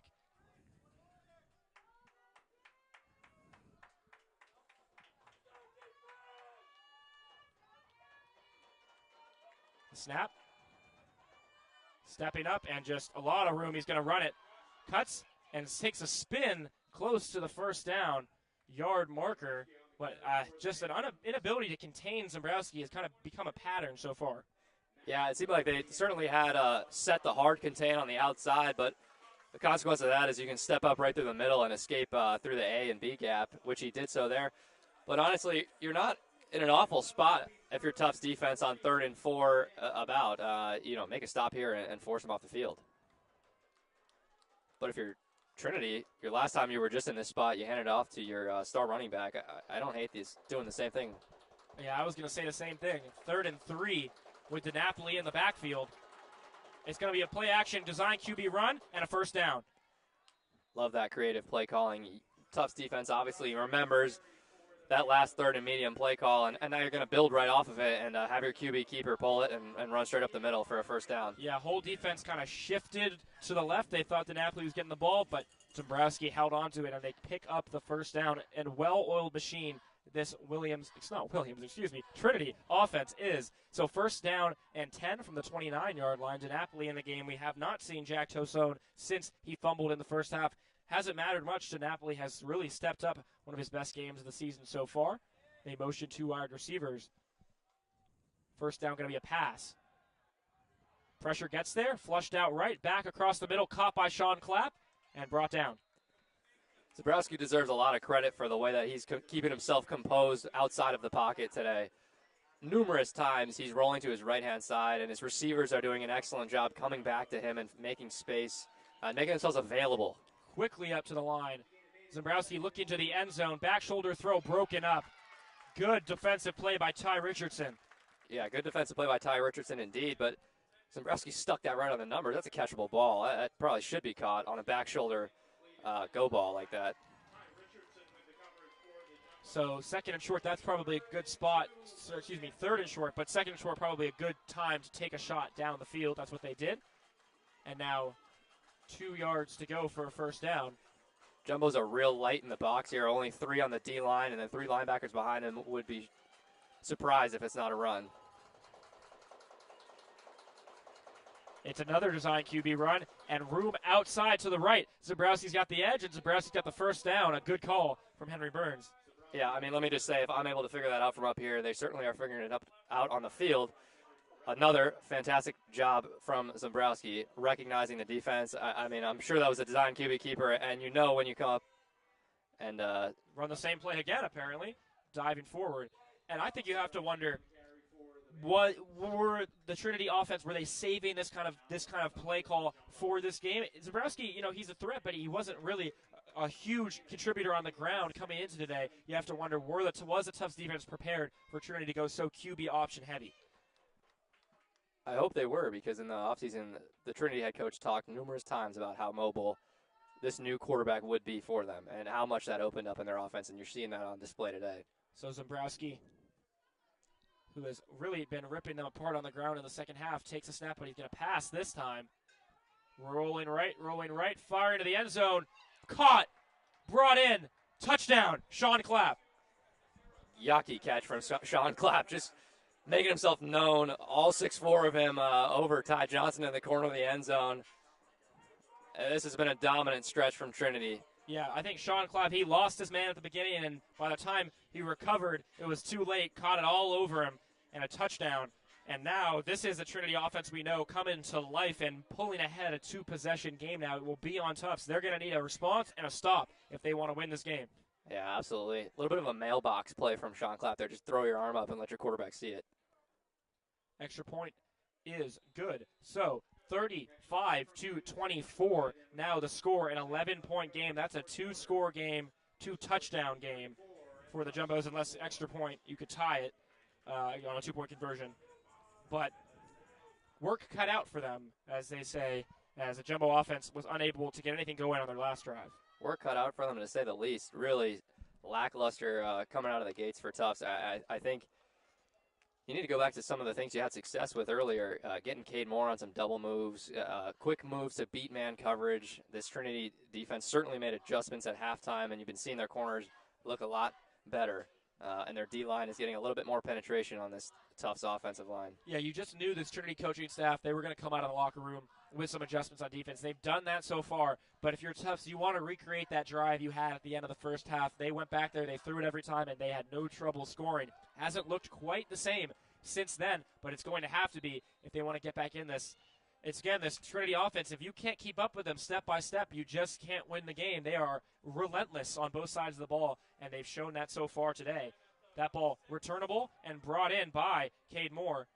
He'll get close to the 30-yard line, maybe around the 28. Yeah, at halftime, Jared, you turned to me and said, why do either of these teams even bother running the ball anymore? I agree, and frankly, I'd like to see a lot of passing plays on this drive from Tufts, not only for time management purposes, but just success reasons. 10 minutes left on the clock. A drive established by the run is going to waste a lot of this clock away, and you need to get the ball back. Yep. So I think DiNapoli is different, right? We've seen him just chunk play after chunk play, but the 2-yard, 3-yard runs from Shapiro, they're valuable. But in this kind of scenario, although he did catch some steam, he was getting going earlier. But if you're just getting second and 2 or 3 yards on first down, they need more than that right now, and they do need time left on the clock. I think you're absolutely right. So 1st and 10.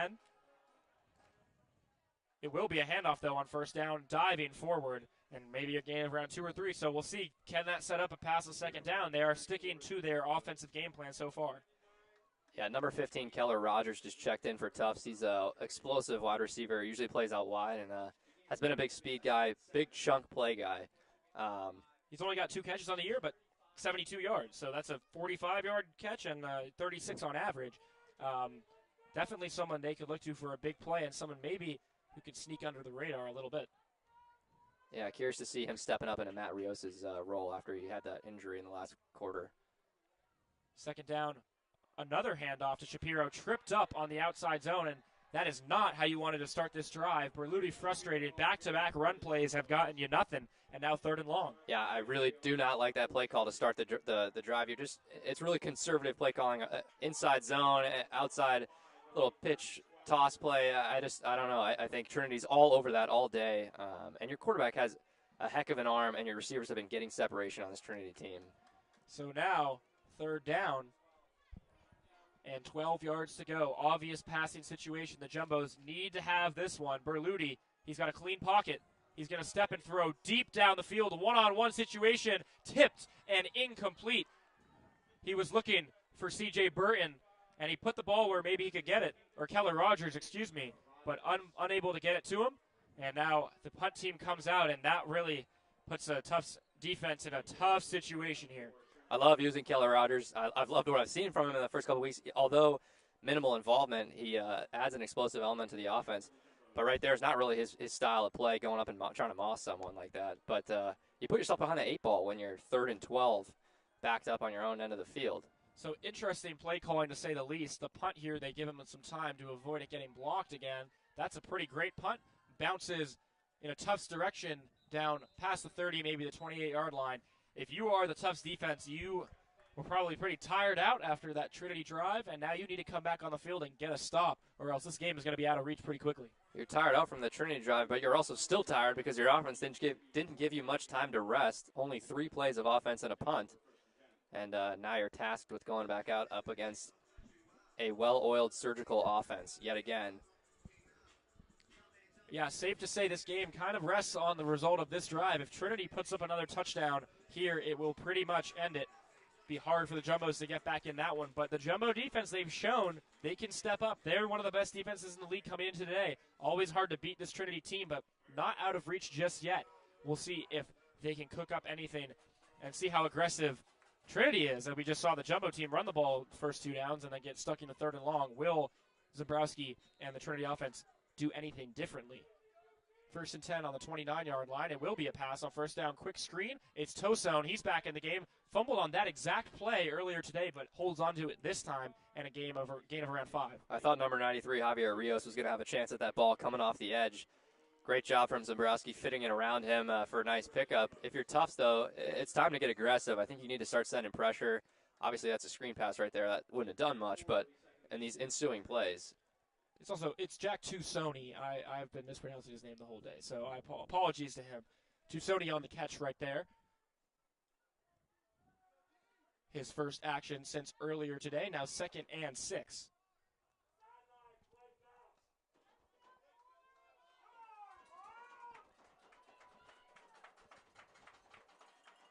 Handoff. Not too much to be gained, so a third down. That was Tusoni on the carry yet again. And a third down, and this is where the defense needs to step up.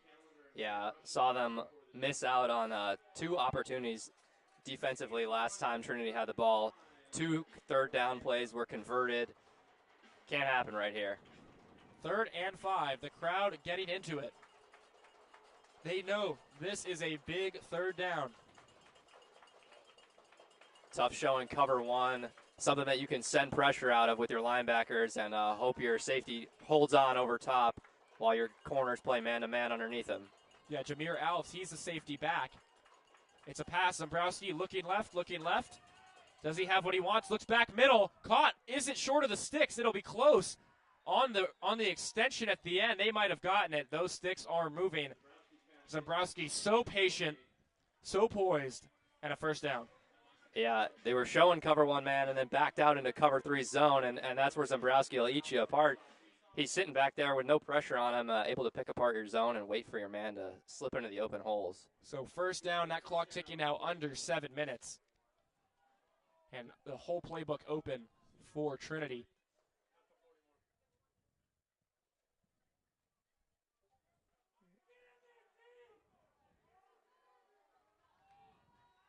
Quick pass. O'Brien. Room to go. Breaks a tackle. Spun around. And forced out of bounds past the 50-yard line. Another first down. O'Brien is got it. If there's a breakout player of the season, it's got to be him so far. Certainly. He's looked fantastic, and he's looked almost like a veteran out there despite not having a lot of opportunities in prior seasons. But moving forward for the remainder of this game, if you're Trinity, you are okay with running this clock out. Plays like that, honestly, don't help you too much. Running a pass like that, you're at risk of stopping this clock. Clock, as you mentioned, now under 6 minutes and counting. They will take their time. Play clock at 10 seconds. DiNapoli back in at running back. They're going to take this one as late as they can. 4 seconds on the play clock. They get the snap off and a handoff to DiNapoli, and just hard-nosed running. Makes a cut, puts his head down, and probably another first down. If not, they'll be 1 yard short. Tufts D-line getting no push off of the snap there, just getting backed up, playing on their heels. And DiNapoli is totally fine just running it down their throat for the remainder of this game, picking up like 5 or 6 a carry at this point. A fatigued Tufts defense is going to have a hard time stopping this Trinity offense. 2nd and 1 on the 37, and they're just going to keep letting this clock tick. No reason to get the snap off until there's 2 or 3 seconds left on the play clock. Designed run for Zambrowski. We've seen that one before, and he'll get spun around enough for the first down as O'Brien signals, and the chains move. Usually when there's a first-year starting quarterback in situations like this, I would look to, call them out and watch how they're going to handle it and how they can work this clock. I mean, this is really an art to make sure that your team doesn't give the ball back away. But Zambrowski, although he's a first-year starter, sat 3 years on the bench. He knows what he's doing. He's watched competent quarterback play in front of him for many years.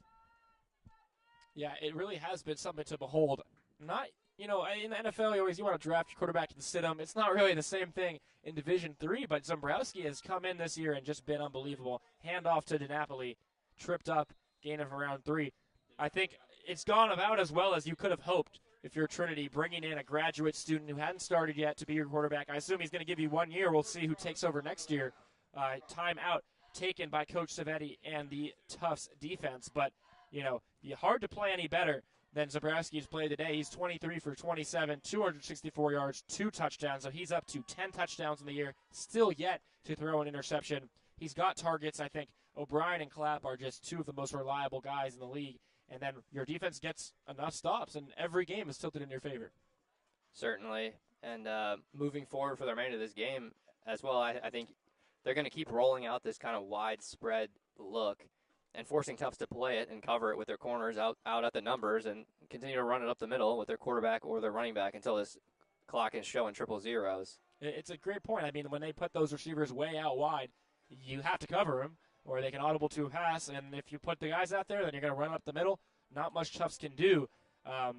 Unfortunate, I know we talked about coming off last week, really one of the best defensive performances we've seen. Their defensive rating of 72.2 as a team is the best in an SCAT coming into today, top 10 in the whole nation, but sometimes good offense just beats great defense, and we've seen that so far today. Unfortunate that Tufts offense couldn't get a score to make this game a little bit closer. Hard to play with that fire when you're down 11 as compared to when you're down maybe 4 or 3. Pressure comes. Zabrowski throwing deep to the end zone. One-handed catch, hauled in on the 1-yard line. We'll see what the call is. That was an unbelievable grab. He's definitely short of the end zone. I think he got his foot in. A one-handed bobble and a grab, and it is complete. Matt Laughlin with a beautiful grab. I mean, that was close to being a gift for Tufts. Chucking it deep like that with this amount of time on the clock is an interesting play decision, but it's aggressive, and that's how you win games. And, wow, I'd love to see that one again because I don't know how – if he had possession while he was getting out of bounds there. Yeah, he got the feet in, but you're definitely bobbling. Just a tremendous effort to even get to that, and I don't think the Jumbo defense was really ready for a pass, let alone a deep pass at this stage in the game. Trinity, they don't take their foot off the gas. They're going to hand it off to DiNapoli, and a strong tackle. He fights and is just short of the end zone. Not enough for a touchdown. They'll set him up on the 1-yard line.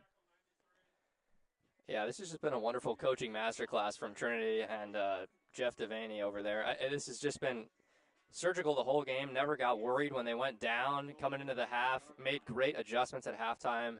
And this second half have just really showed off why they are the program that they are.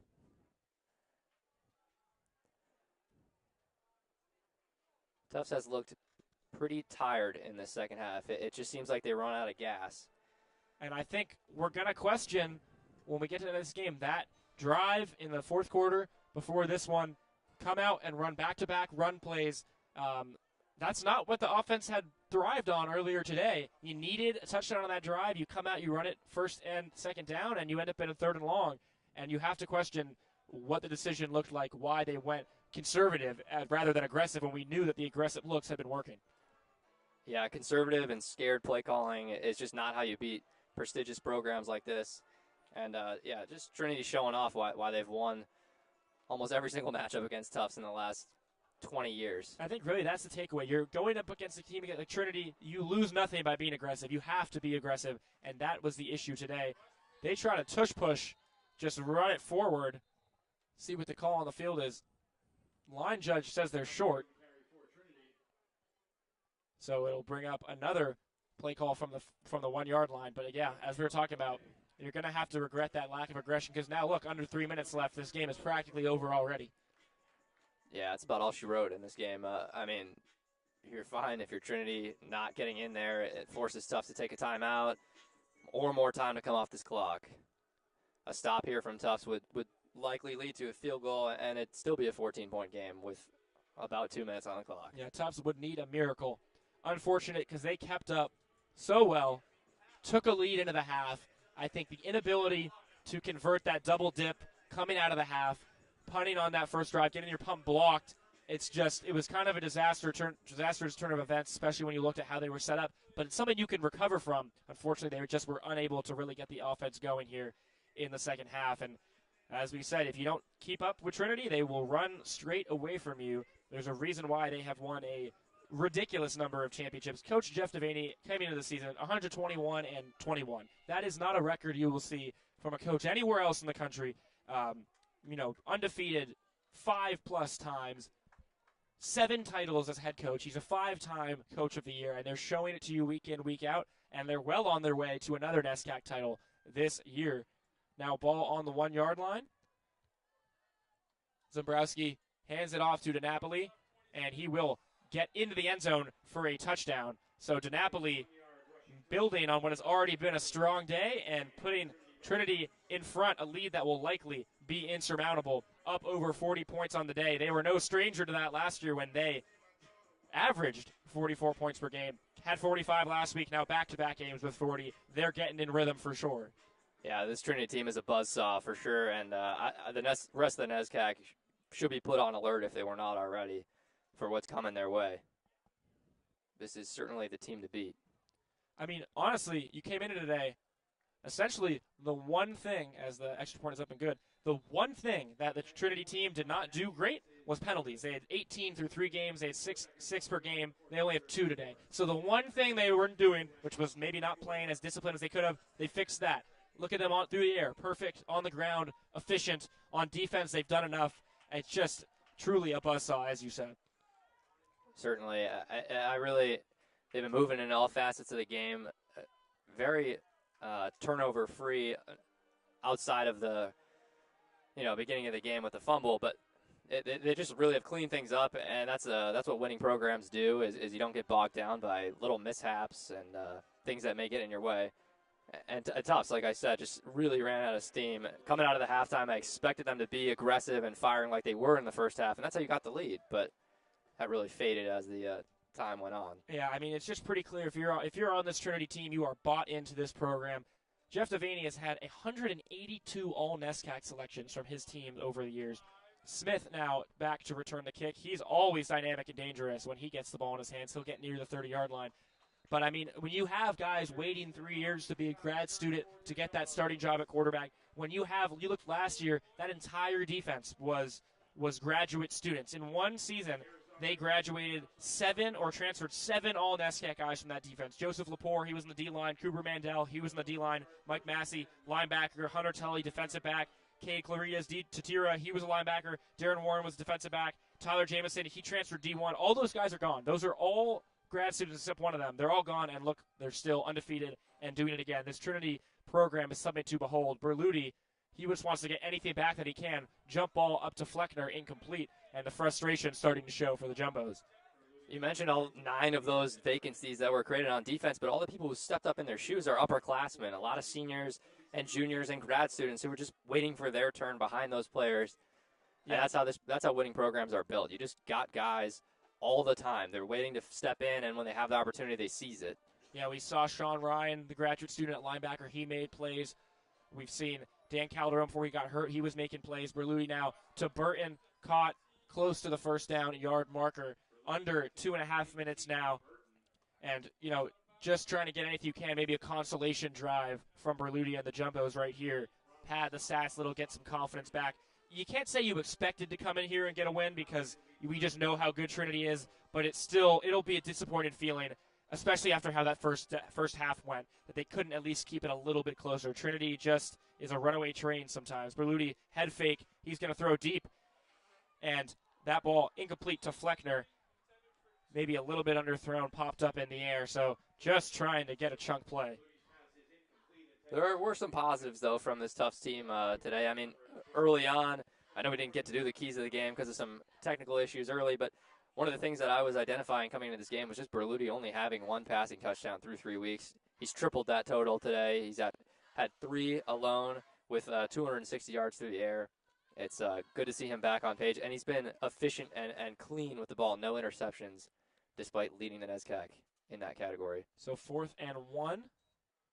They're just going to hand it off, try to pick up the first. They should have enough to get it, and that'll take us to the 2-minute warning.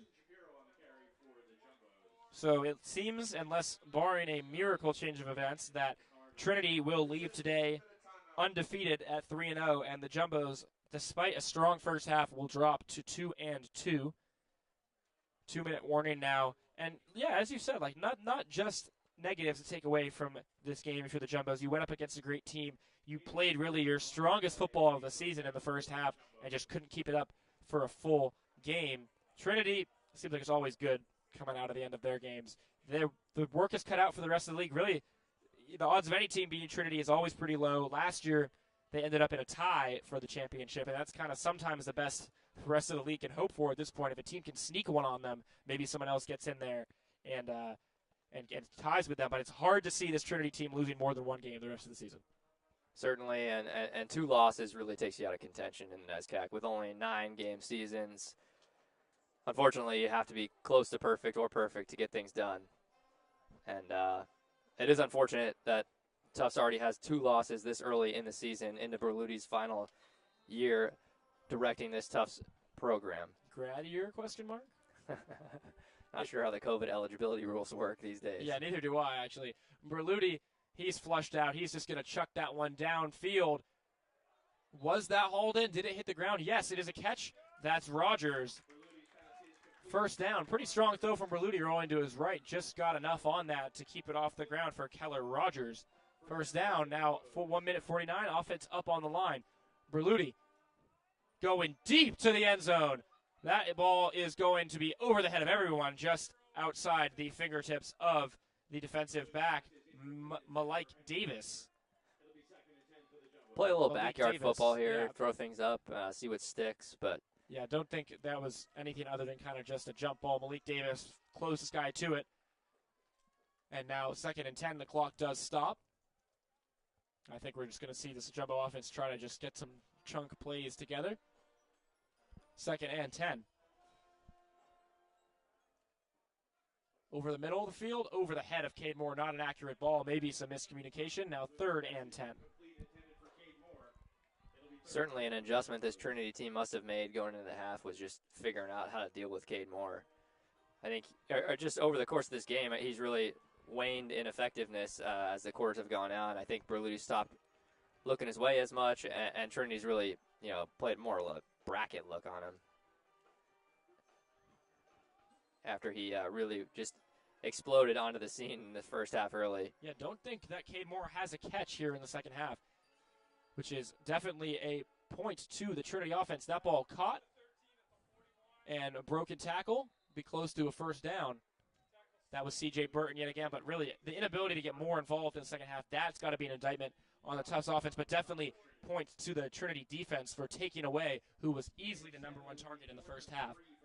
So they're going to call that one short of the sticks. Throwing anyways, Berluti. Good strong pass pickup, tried to fit it into Cade Moore, just a little too far behind him. That will be a turnover on downs, and likely will take us to the end of this one. Trinity gets to line up in the famed victory formation, something that everyone ends their practices with every single day or every single week at least, because you want to practice how you play. You want to practice like a winner. And they deserve to come out in this formation and end this game with 3 straight kneels.